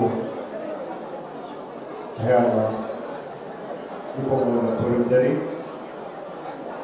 ako'y ahan utada hayaki maikayagi pagkalupi maikayagi amali moyapu pagkakasari maikayagi Lempi Lempiga Honorable Simbo ꯇꯔꯥꯝꯅ ꯑꯣꯛꯆꯔꯤ ꯃꯤꯡ ꯑꯣꯏꯅ ꯄꯟꯖꯔꯕꯗ Shri Thalsom Chakravarta, Honorable Speaker, Manipur Legislative Assembly, Salam Oktari, Sarna Mohammed, Sari Mohammed Yamada, Amadi Chilliver Thawai Kyabu Kaikok Piduna, Nagi Masana Sibu, Thawai Hapidi Haina, Lempiakwa, Amadi, Timbiri was Sabagi Leki, Udi Bukidavata, Adu Salam Oktari, Matanga, Honorable MLA, Mayam Imphal Assembly Constituency and Chairman Manikron, Shri Konkhan Govindo Singh Bhutu, Salam Oktari, Mathanda, Honorable MLA Captain, Shri Laureko Rameswar Singh Bhutu, Asigi Unagi, Competition Asida, Salam Oktari, Aduga, Akodi, Kendra Sigina, Mapi Mapa Oibiriba, Amadi, Manipur, Government Issue, Asawa Taika Loviriba, Honorable Minister, Health and Family Welfare and IPR, Dr. Sapam Ranjan Bhutu, Salam Oktari, Nafi Gani,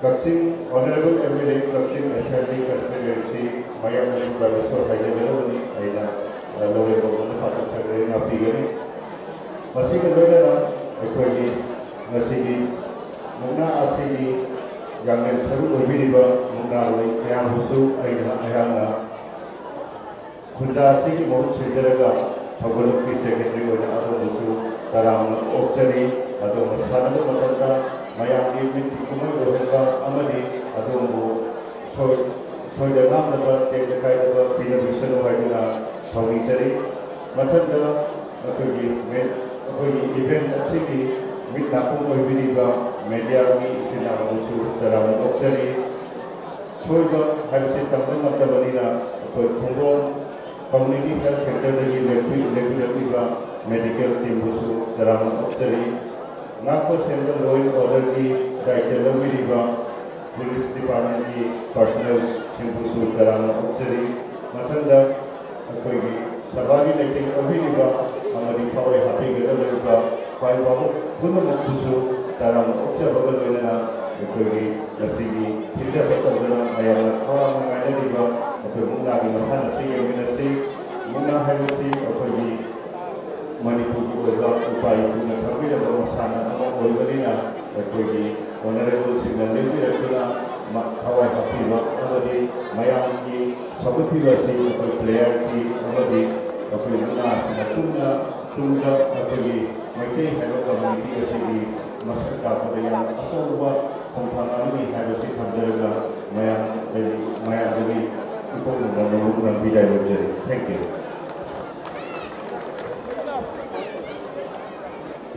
Terima Jika besar bahwa respected kepada orang baru di sebenarnya karena bagi orang masih makas terkoina di permukaan ya belum serba masih kesulah bah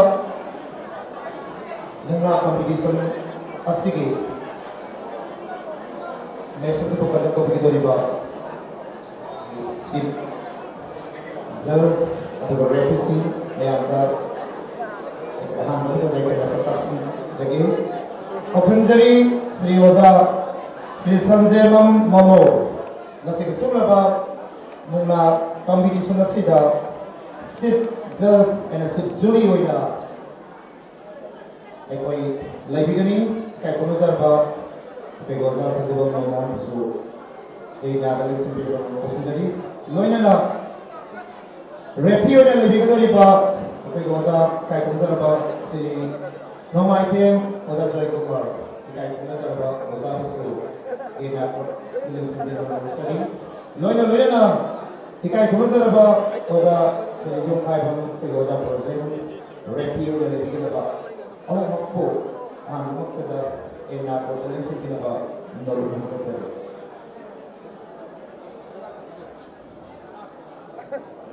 सिर्फ जुड़ी में दी referencing सिंगा इन ना कोटले से भी दा सब हुआ उनको भी दा नंबर में सिंगे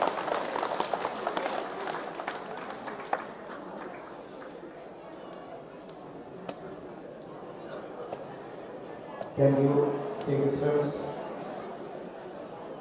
Sige, makatapoy na program ni makatapoy na.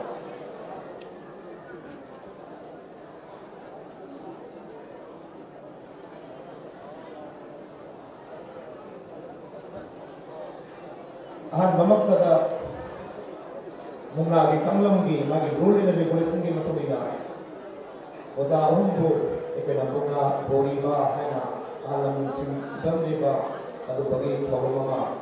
Ikan bicara bahwa kita kurang bagi Presiden Secretary Kesel bagi sekitarnya agak pulih bagi pahulama terlebih apa menurut saya.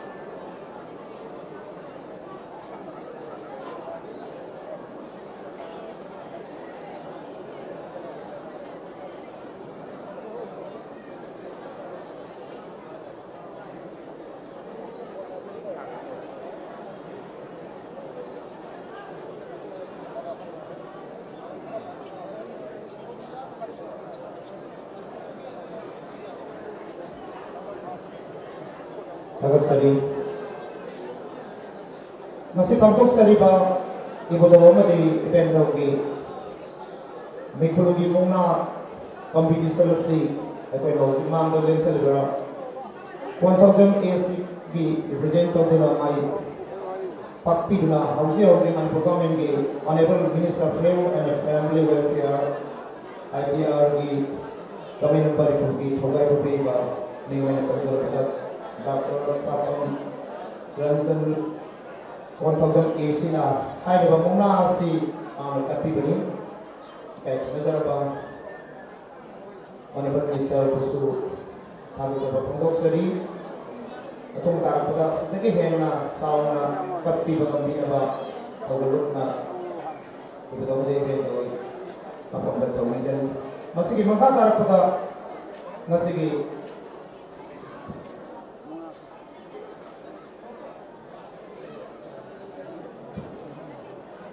Ikai puno sa bayro sa sige. Ano yung usan ni Rizia? Ha? Ano yung usan ni Rizia? Sama ni? So, tulog lagi. Kaya puno sa ba? Jadi, yang bungki kita dapat semua ani yang susu. Kita boleh beri sambil lagi yang ada di dalam ini. Lalu kita Minister ke penemu senjata harus kita masih kita boleh beri sama dengan yang ini juga masalah dari senjata tapi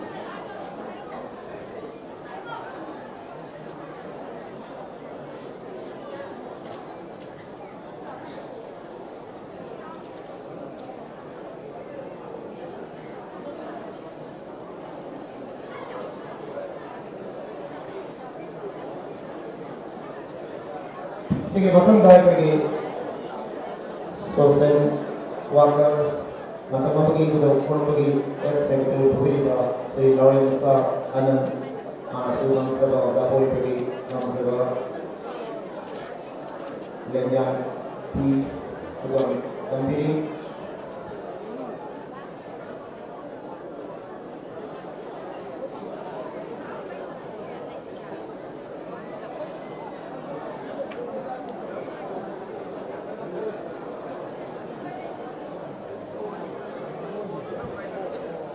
Tagasari maka tarbat program ni matungay na ay pagi nakalan niya maki laisapay ba ani ato ba team boss ani buso ay pagi na mo taning proprio ng sari borok team gi laisapay ba mayang ipang te hero ato ba laisapay ba ato ba team boss ani buso ina mo taning proprio ng sari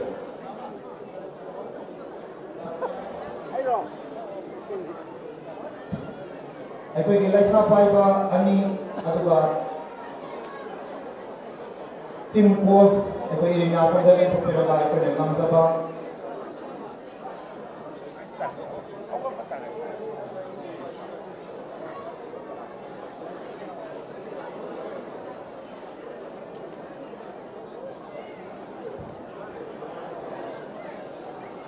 ikaw nagdaraba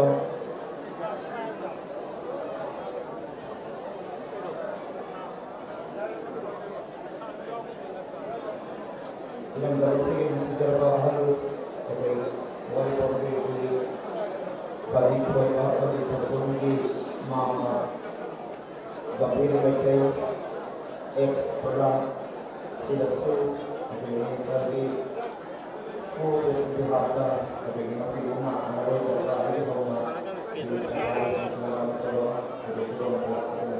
jadi fokus tadi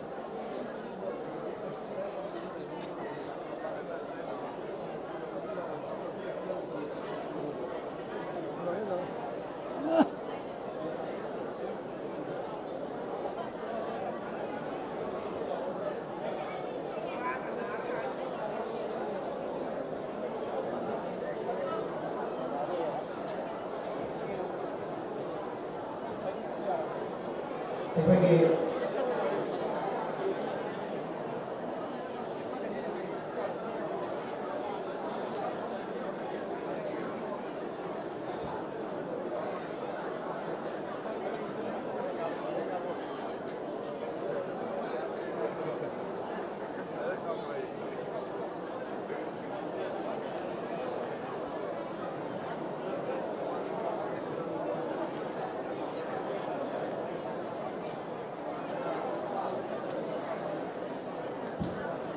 masih makatar pada bagi kain belajar apa ilang dan masih mengalir masalah dan awal hakam jauh na lebih lama bagi orang seri beberapa orang bodi dan beberapa bodi mingga mati umum masa masuk sini masih jadi orang ada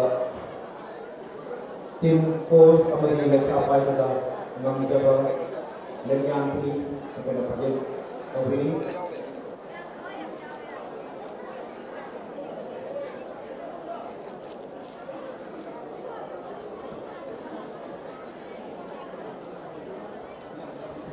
hai bang, wajah putih si bilang dia masih mengenal saluroi, untuk nak bangun apa, seolah kawan yang canggih na, kakak kakak, wajah ni si betul betul Manipuri Tuman-tuman ba mulai kami itu semua sering bertujuan ba tidak termasuk yang mentang ba ada dua orang yang punya hasan yang apa ada orang mati belum sama sucia masih nikologi mulai kami sudah mencoba ekornya jadi si siapa yang dalam betul Hawiki siapa itu sih ada Impossing apa namanya sendiri. Loina na kebetulan orang masih makatar ke korupsi dari kebetulan bahasa kami bilang ada nama sebab putuan port ada di TV napa. Lata phone lagi. Lata. Aku ije long dah nak sendiri namo. Masih makatar pada sangat semua punya mencoba ada tadi. Maya mala. Di kembali ada di senja untuk jadi masih makatar pada kami. Masih belum cek deh. Mana apa salah?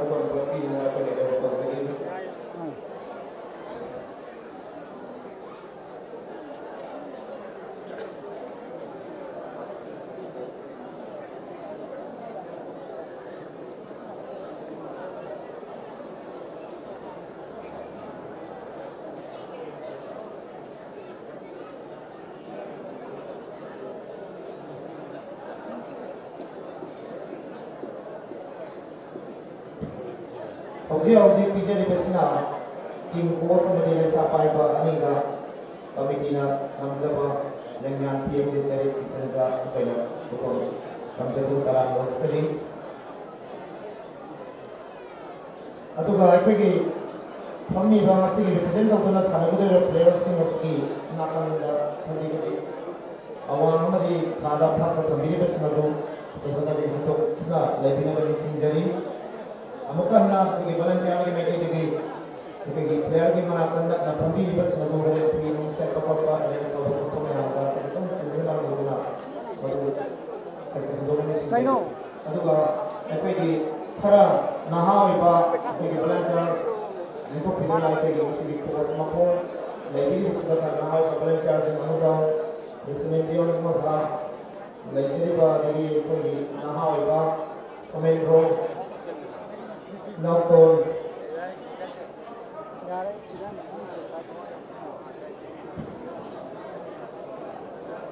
itu bah, ini mai ki, provider lobby bah, masih mai ki provider singna. Hari bawa nakal yang mungkin. Asyik anan di jelau thora deh badau ni. Anan di jelau thora deh mah mungkin piru wale ka. Mungkin sih mah gitu. Namcari bawa pre-presentation tahu saya hit mulai bawa. Kerana presentation tahu bawa. Jika kamu cara bawa nasi ki.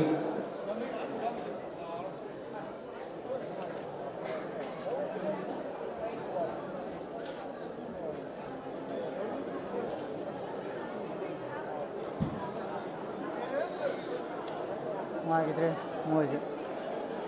Okey, masih maka tanpa program ini macam ni lah. Masih lensen beli ba, guys, lensen beli ba itu mulai lensen beli ba, kita punya cara ba. Masih dignitary team, ada ba minister sing, MLA sing, honorable speaker sing, masih player introduce owner ba.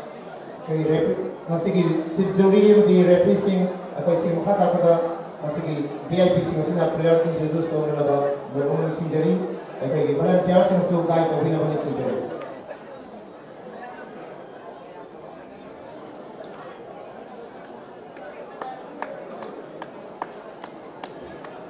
kay komisar ba honorable speaker Manipur Legislative Assembly ning wala panjara ba sini Posom Sai Perta SC Ikai komisar ba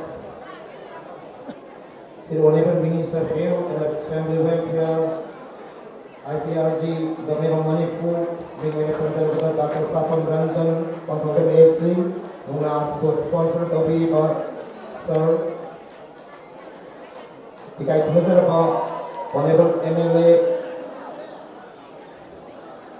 Manipur Chairman dengan penjara Sri Ongkam Sir Robindro Mayampol AC loina na ikai punazar ba Sri Launer Bang Sir Ramesh Sor Singh Honorable MLA Kasim AC Panjari ba masih sorry Mayang Bang Ramesh Sor saya nak nama tu betul Kasim AC masih semua ba players in the Jose Gravity Jetu Saurga Apena Yarika de koi players in the Siga join us ne kam tam lobby na bani sindari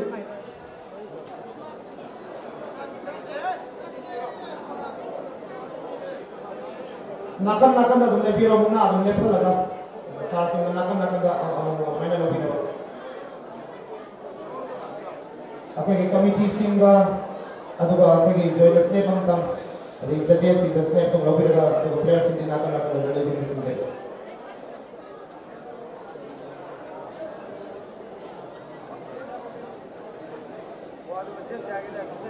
program mesti apa itu kita tahu benar itu kita tahu benar kita report benar kita sekarang ini semua ini kita cinta tahu itu lapis kalau lain itu kita nanti dah lapis jadi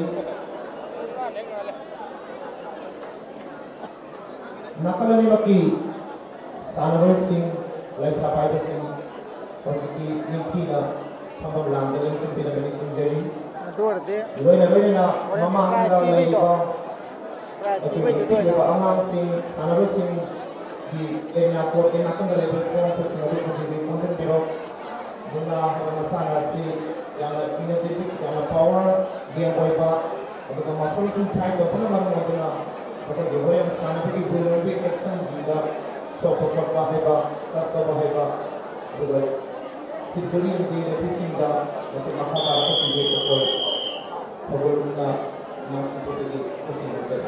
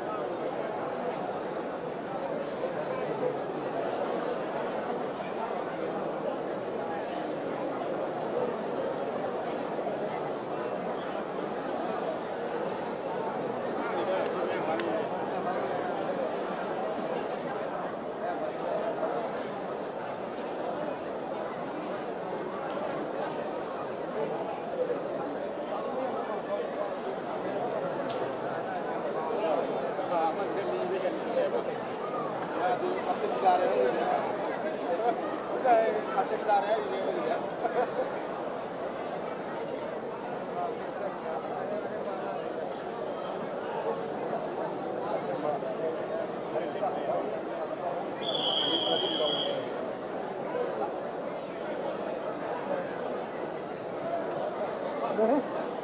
Ulang nama hancur ya. Ini kerong ya? Di mana? Oh, sedikit mana? Nanti thole pun sana tu je.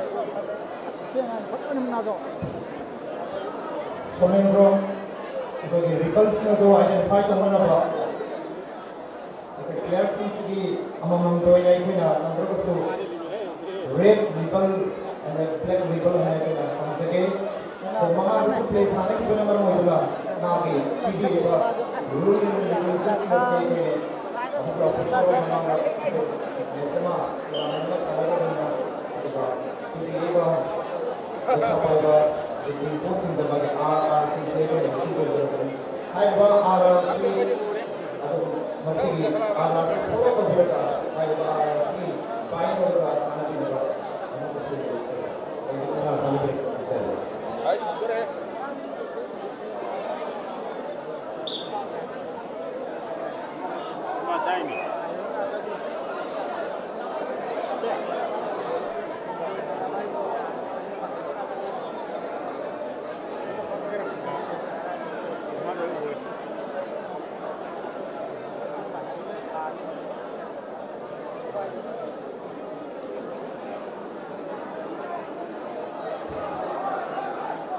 Hꯧzik sanaribasi Michael amasung Bungobi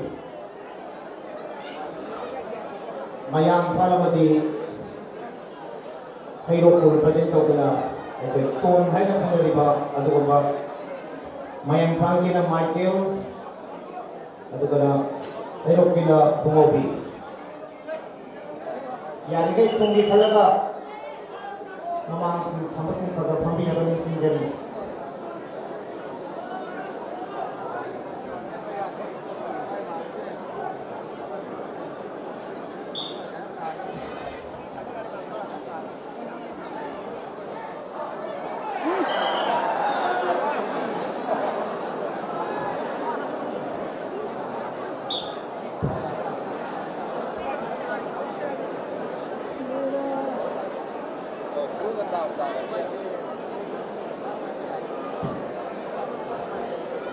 First round game point nama itu na hero na first round game point nama pangki.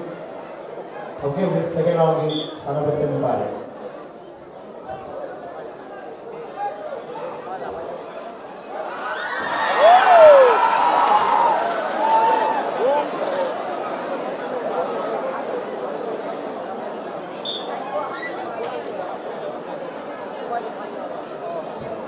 Second round isna itu nama yang mana?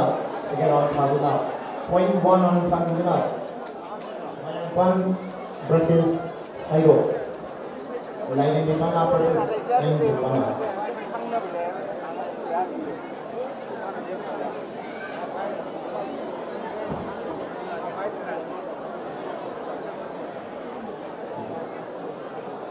Makanggi Tara Marisuba Mr. Dinesh versus Mr. Lepson.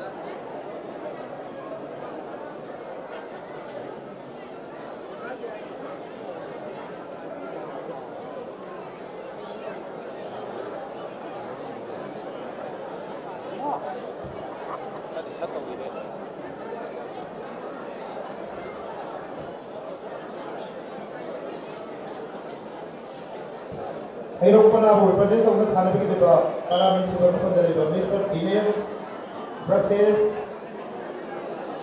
Mayankan represented of the Sanabiki Nixons. Okay, Amana red PC on the black PC.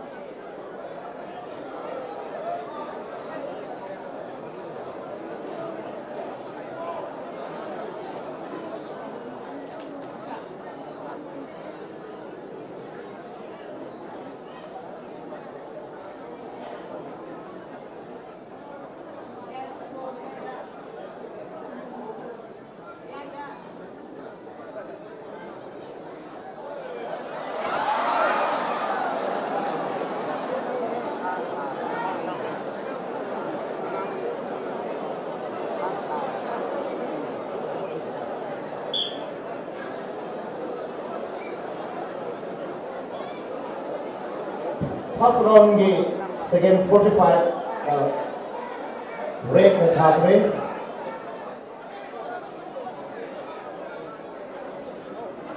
Atau yang ini nakal itu spesies yang hanggini na nakal baham bersejarah sendiri pak pemilikan negara nakal juga hidup kita ayo mengaji masalah sendiri dan sendiri.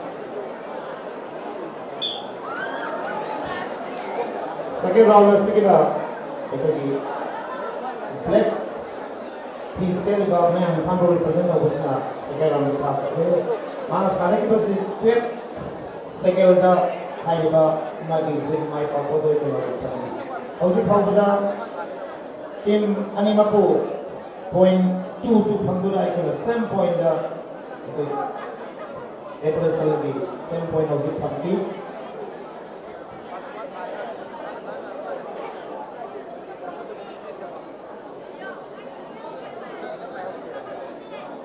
Para humdoi suhamakan dari sana kedua lepa Mr. Dengku ayo ko represent of the red he said pasna Mr. Dengku sana pigani loina na black ko he said lepa may ang phago represent of the sana kedua lepa Mr. Ramesh ani asina masih tolong di subagi mapang dalai itu sila iba player ni kena sangat.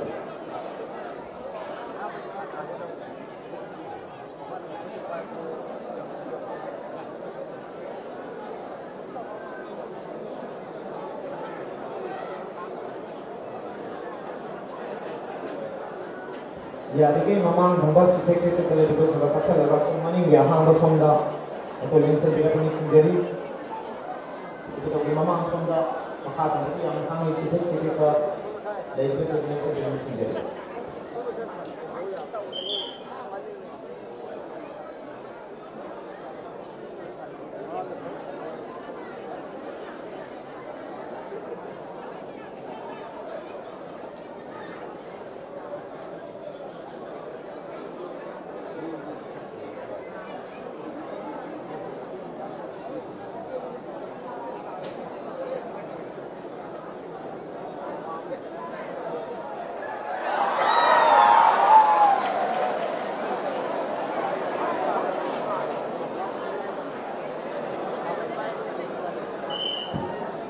Orang itu sebagai first round dah mayang ipan break. Kisi saya personal first round kafe ada lagi. Second 20 ga naik ke nanti. Second round sana ni kita nak jadi singgah. Repeat itu.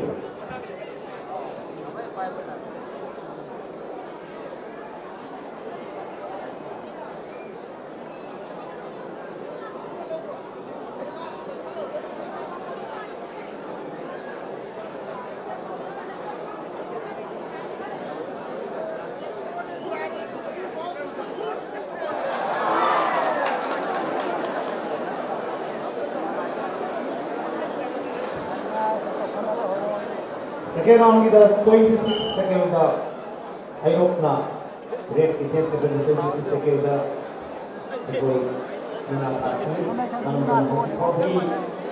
point 3 pangkula sama dengan point lagi matang dah karan jadi first position dah lagi Hairok Panago represent of the Sanabiki Mr. Ravi Luna Mayang Pang bu represent of the Sanabiki Mr. Zen Sanore Ani Asina Kara Benefit Suma Position Gate at Kuna T Takba the Alabama Point of the Ayabani Asana Sanabiki Aduna Force Love he set pernah hai lepas player ni sesi warm up over the race jadi itu boleh jadi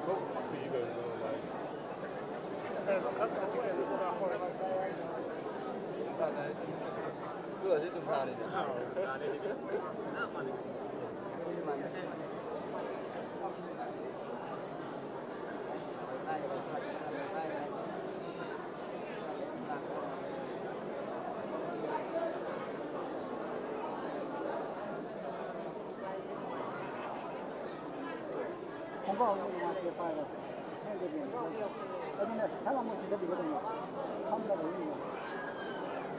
ba không bao nhiêu rồi à không xin rất là không được ra đều con rồi anh tôi không được nó sao mà cái gì trong này rồi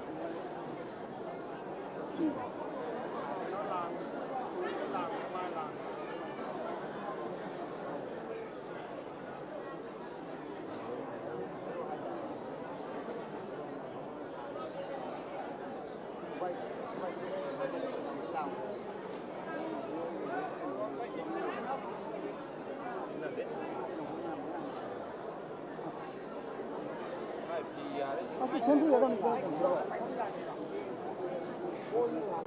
nó nói mình đó là cái này rất là mà cái nào đây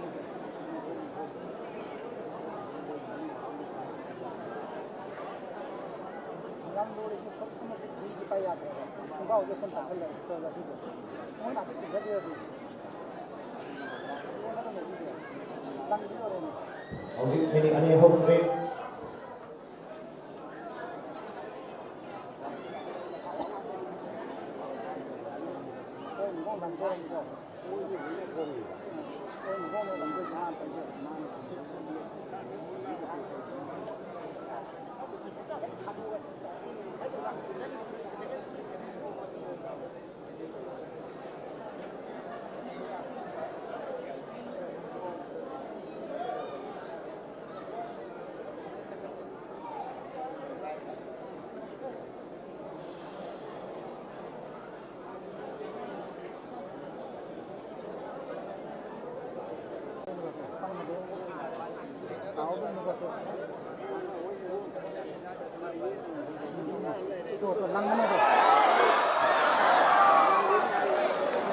langgannya jadi hang apa?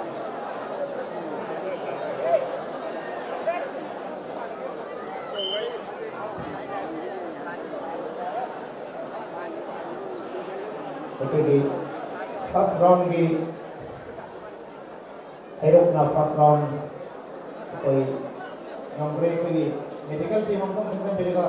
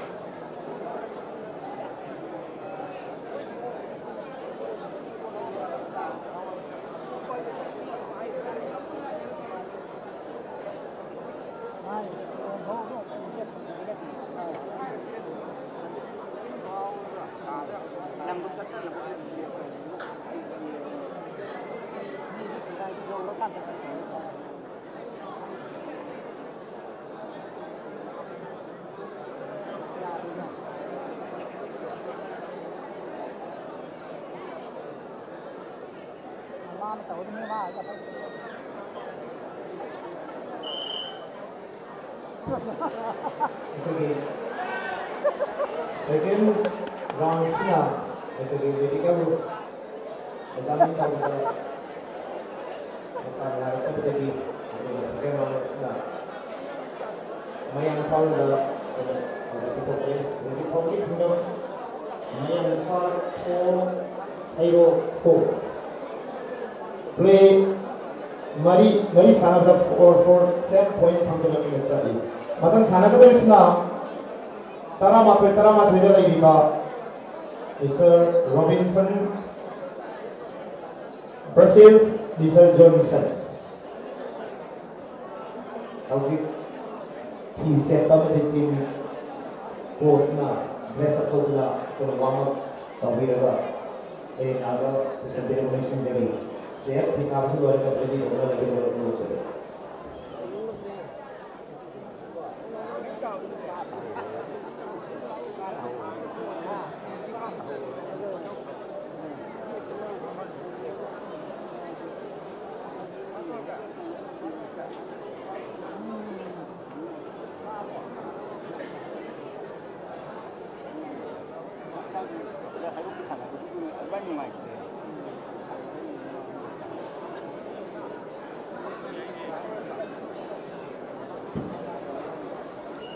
Hꯧzik sanagabisina taraga matoi suba mafam dalaiba aduga sanis pero nesasina manga suba round na ikena pasangani ada first ki round da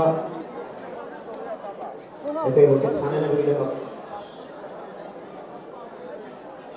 Retina misconduct people.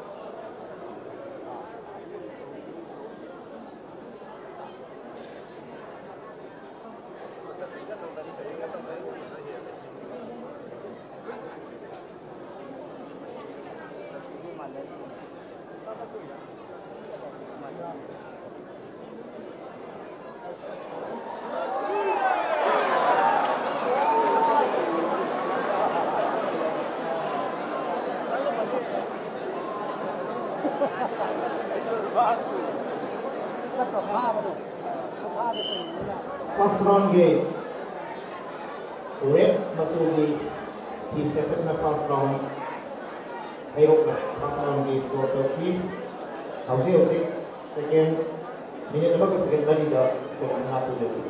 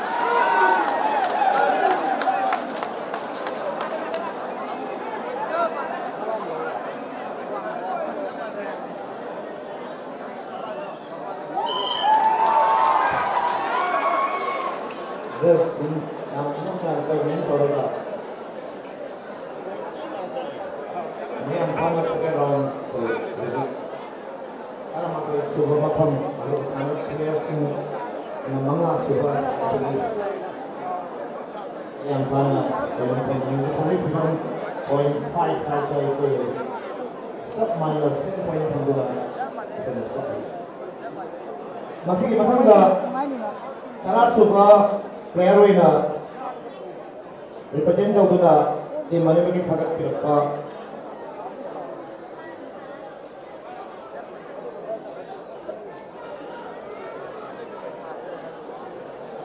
tim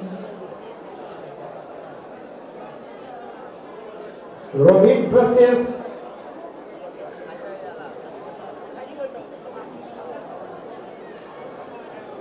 Sing Sang.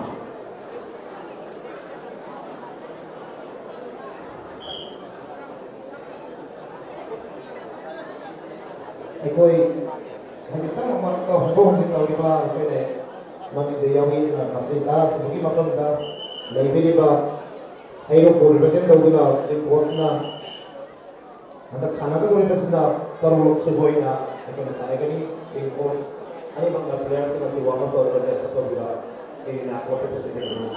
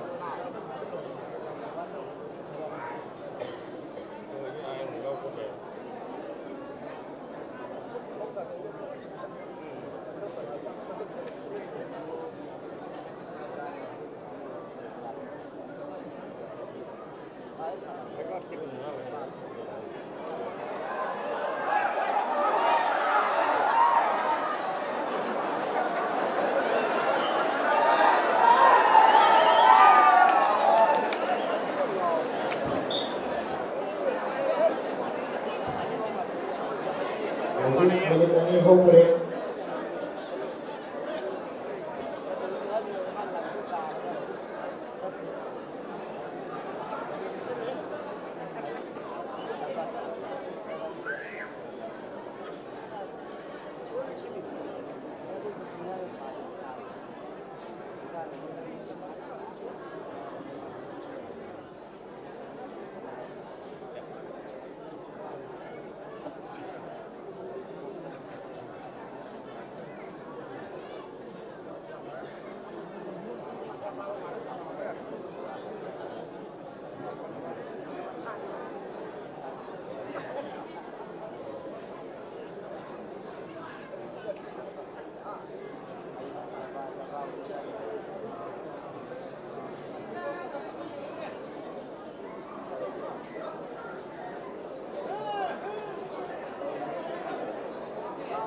Minute of home break.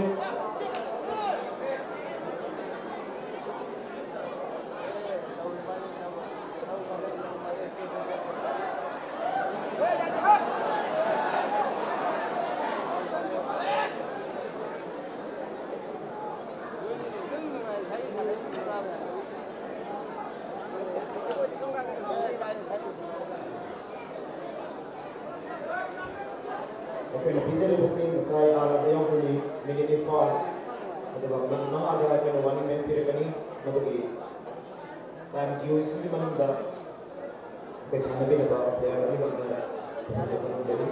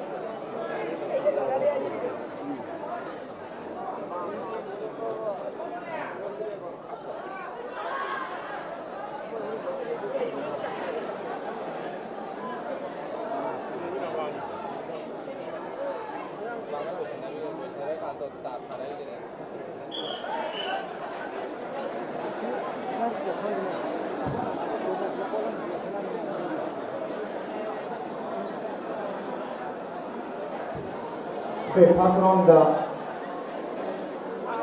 military ka second yang kay hundoy. Okay, pass around the country. Adara. Okay, military ka something second kay lagi baru gimana dah okay pass around di. Dapat di win. Nak tahu tapi nak sendiri.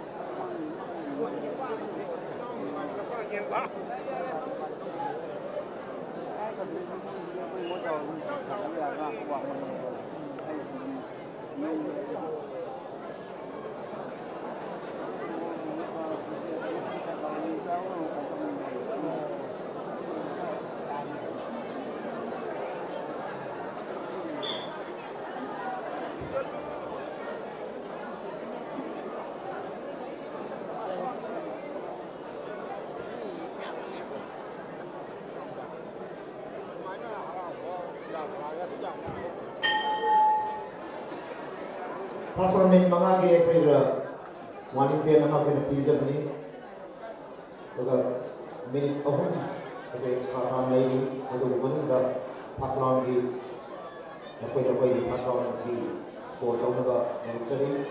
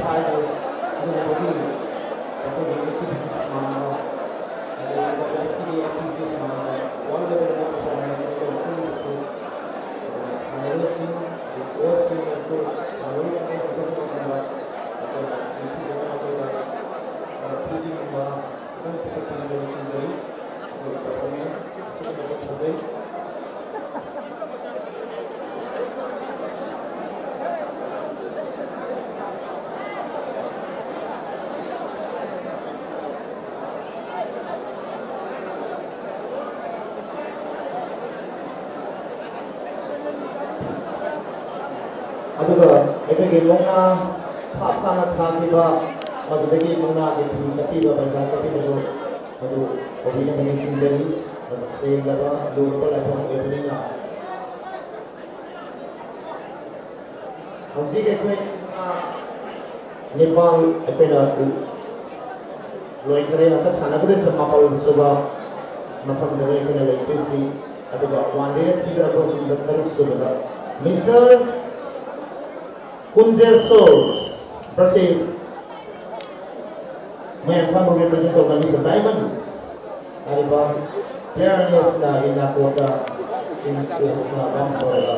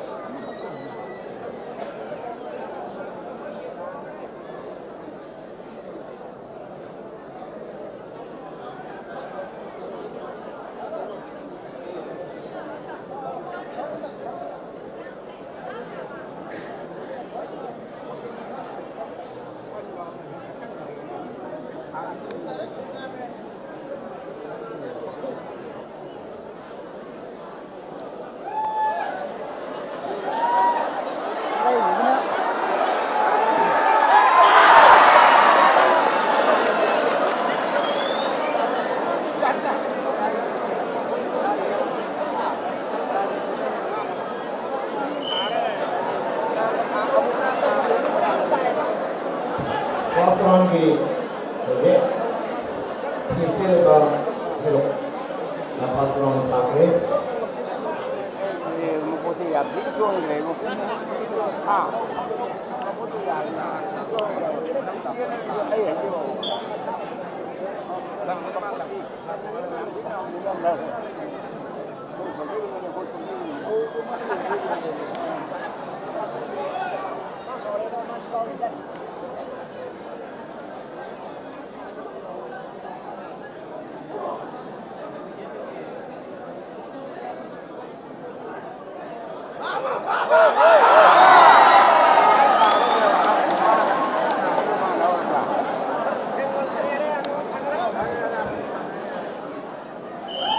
second round asna red black di kisah ba second round the red kina first round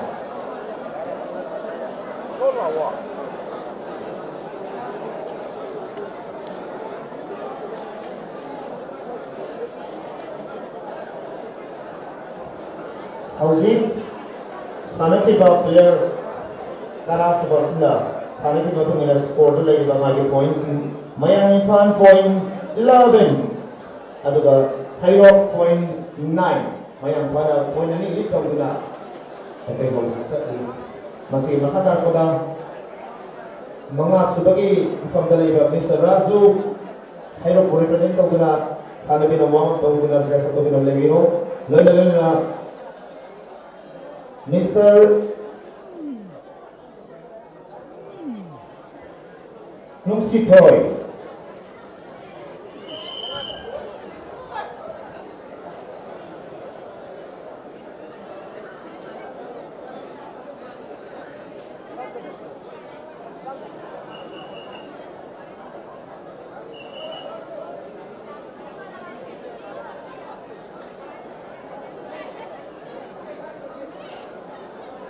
Kalau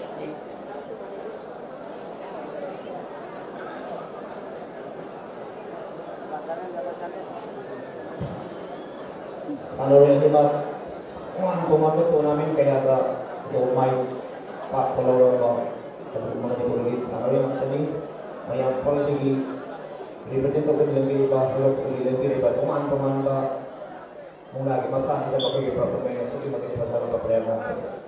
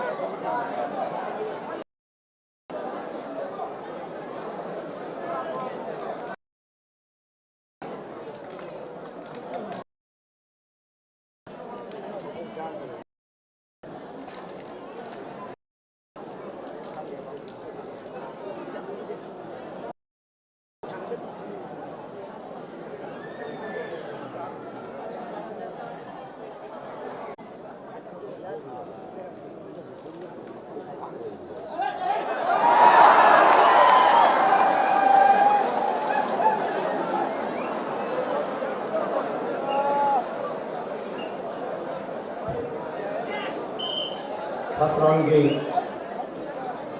Black Peace Lekpa yang mana pasron hari ini juga second itu cuma penjajah pasron ke Black Peace ada second round di sana ada jasa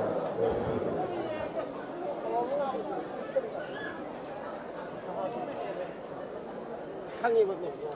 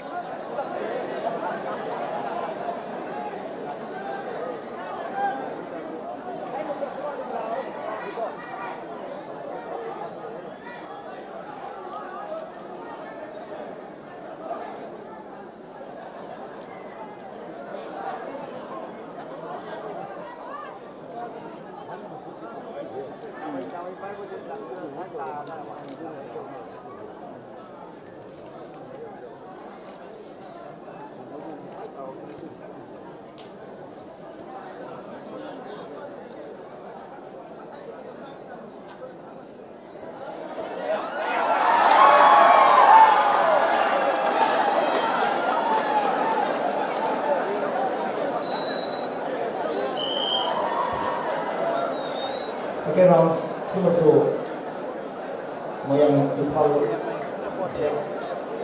isi saya personal Baik, ada musik Bobby for the Mayang Fan Fatim Hayo 9. Ada namanya Fan Point. Mari kita kena apa yang sekali. Aduga masih sana ke dari bang muna asli mari betul sekali. Mana betul? Matangga mari sebab posisi Mr. Aziz versus Mr. Kisan. Tim kuasa para pemain juga ini ada striker ini betul betul musim.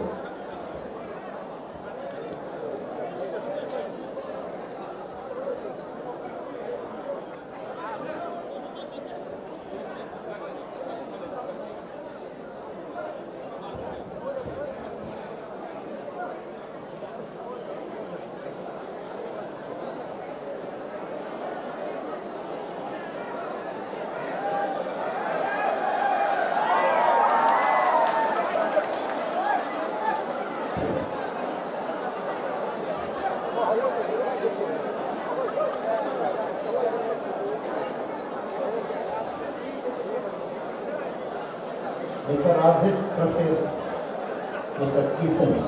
Ada player ni sesuatu. Manipur ke tongan bangunna competition festival ini. Laibong sinda yang kanda performance kibar player ini ini kami.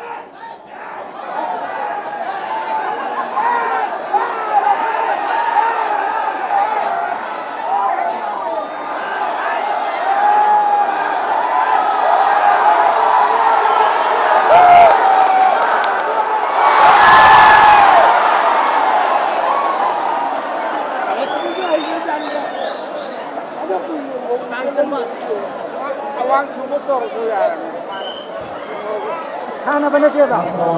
Noi khabar dia. Prinsipal Mayang Fan Fatim Fatim. Itu kan yang sana dia. Itu kan yang sana dia. Anak sana tu kan. Dia lagi boleh.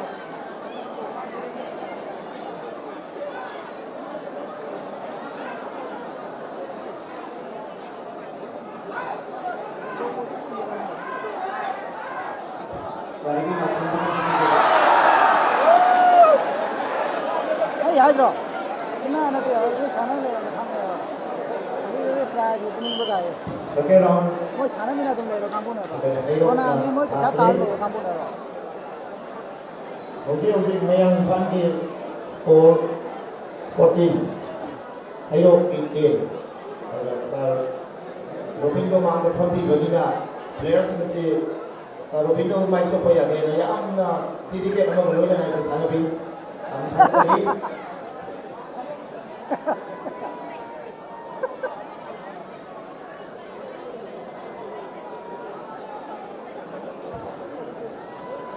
ꯃꯊꯪꯗ ꯁꯥꯟꯅꯒꯗꯧꯔꯤꯕ ꯑꯁꯤꯅ ꯑꯩꯈꯣꯏꯒꯤ ꯃꯨꯛꯅꯥꯒꯤ ꯁꯥꯟꯅꯔꯣꯏꯁꯤꯡꯒꯤ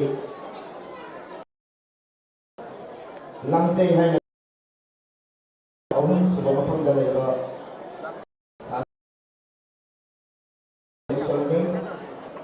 Mr. Bose Hayokpur represent tꯧꯗꯨꯅ ꯁꯥꯟꯅꯕꯤꯒꯅꯤ ꯂꯣꯏꯅ ꯃꯌꯥꯡ ꯏꯝꯐꯥꯜꯕꯨ represent ꯇꯧꯗꯨꯅ ꯁꯥꯟꯅꯕꯤꯒꯗꯕ ꯑꯃꯔ team ꯀꯣꯆꯅ dress up ꯇꯧꯔꯒ ꯅꯥꯀꯟꯗ ꯋꯥꯔꯝ ꯇꯧꯔꯒ ꯂꯩꯕꯁꯤꯡꯒꯅꯤ Mr. Bose versus Amarjit ꯂꯥꯡꯖꯩꯒꯤ ꯌꯧꯔꯛꯄꯅꯤꯅ ꯑꯃꯨꯛꯀꯁꯨ ꯖꯨꯔꯤ ꯑꯃꯗꯤ ꯔꯦꯐ꯭ꯔꯤꯁꯤꯡ ꯍꯦꯟꯅ ꯀꯨꯞꯅ ꯃꯤꯠꯌꯦꯡ ꯆꯪꯕꯤꯅꯕ ꯑꯃꯨꯛꯀꯁꯨ ꯂꯧꯖꯔꯤ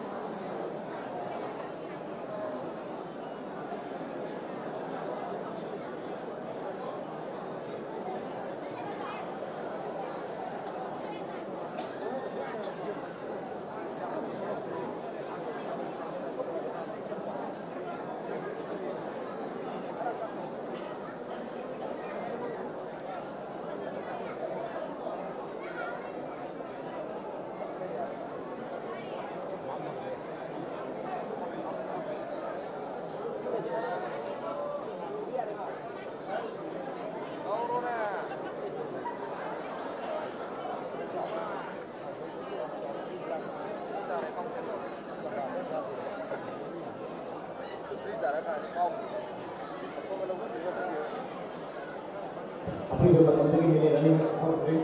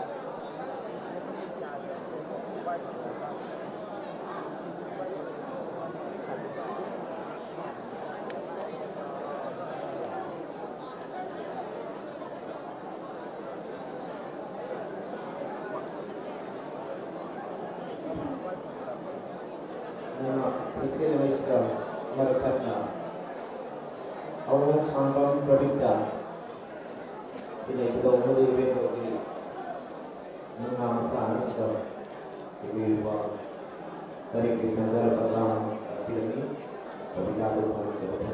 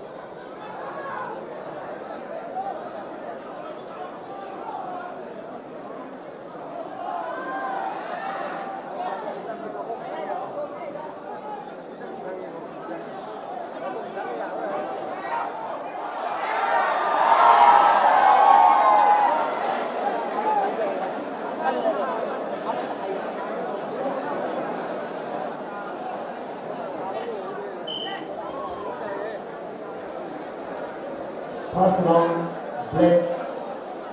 This is the pass round like an attacker. Man in front of pass round attacker. We have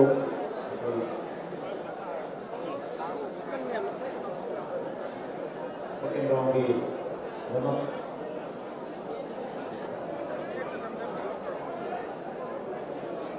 masih kesung lapang nakabili selesai. Jika kemudian ada dokter sabun dan mesin kontaktif isi enable Minister of Health and Family Welfare. Jika kemudian ada Minister Senang masih di mengambil prosesi donor ini.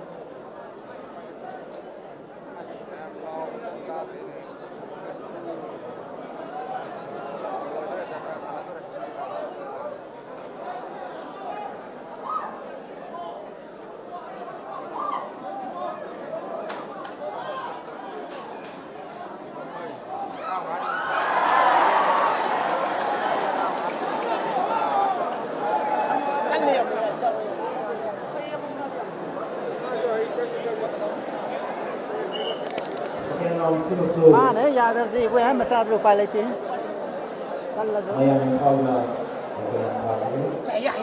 आई बने से कौन money ना पागल नहीं है रुपा लेता वो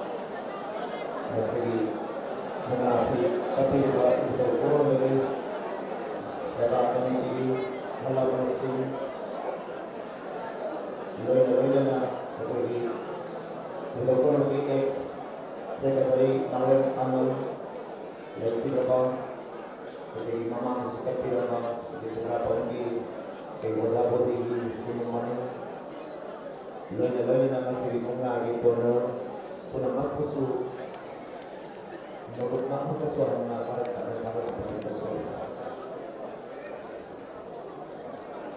masih di matang dari ekonomi sana itu dari bersih bunga ani pertengahan bunga matang sana itu dari pak Haino Panabo represent Tuna line for Panabo represent Tuna Sanabi dari Pak Mr. Dijen Lena line di Panabo represent Tuna Mayang Palki daw may pato na ba Sanaro iba Mr. Santi Kumar alias na ito'y mga matang Sanabi dari mga Ningkina was animak na Terus kau beri kita berdua, aduh kak, arwah ibu ini ada terang, aku nak cari kita berdua lima, aku sama dia siapa juga,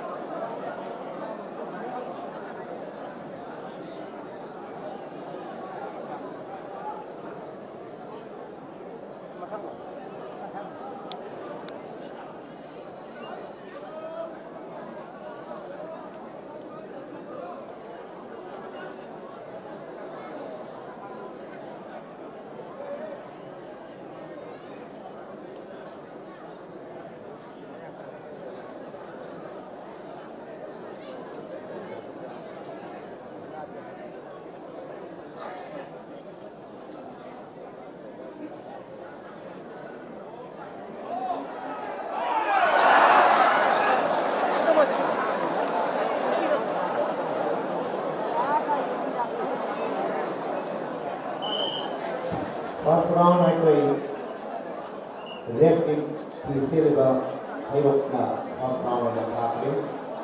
Jadi masa di second round sana na di play di mana.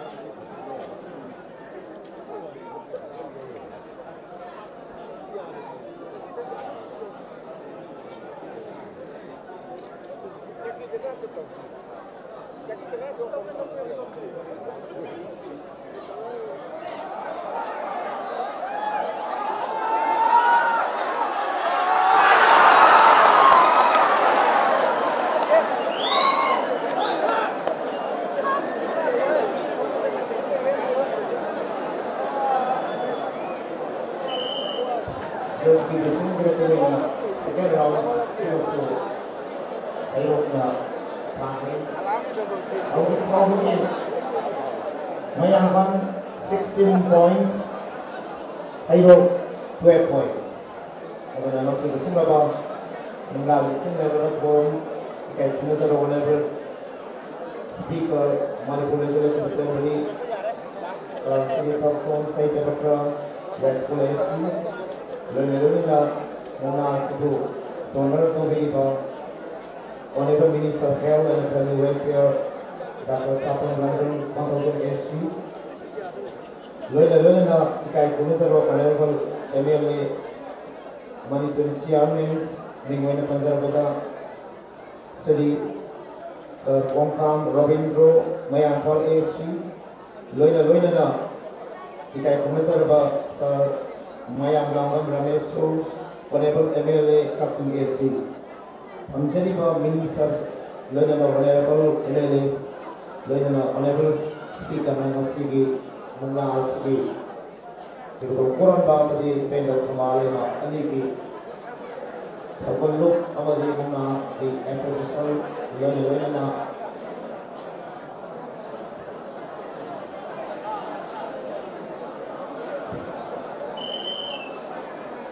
Hai bang, mengenal segi. Dalam keputusan itu beberapa orang sendiri lainnya itu mengalami sebagai balasan untuk orang terikut komisi lalu itu yang berarti mengalami masalah semacam itu yang mencoba nanti pakai orang berbeda dengan Aduh kan nolok sebabnya Jatrati amokatang sanabana marmoiduna ekoi alagi matumina akoi makoi gi sanaba tuna bodi lepe adu na pela mir ta ijan bokosan ba deke nagi wang mada ijan bokosan le ka uga madu nakam cycling ai bes madu thado piu sanaba gi spirit ta ekoi manipur gi business koi ba gi masugi spirit ta lempiring ba donor singi Loina abibak kuri maki madu ini yang ini kalau kita mengambil ini para kita mengundang sampai di bawah laut sendiri yang mesti menerima dan semua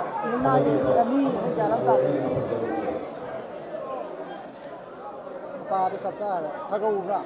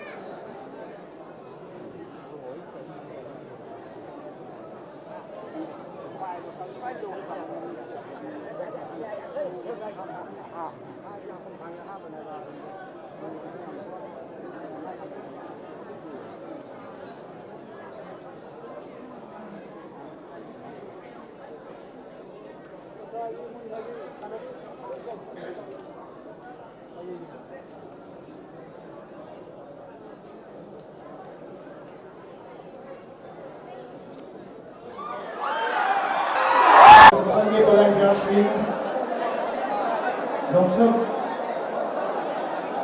Dongsup Harangi, Ekorgi Isnau Singh, Audit Jepai, VIP CSC, Kedoi Bala, Teman-teman Kawan Singh, Kedua Mudana, lebih satu kesindah, yang lebih hati kepada sendiri. Kita dengar bahwa actually rival Singh mungkin kalau sudah bermain dari mana satu sendiri jadi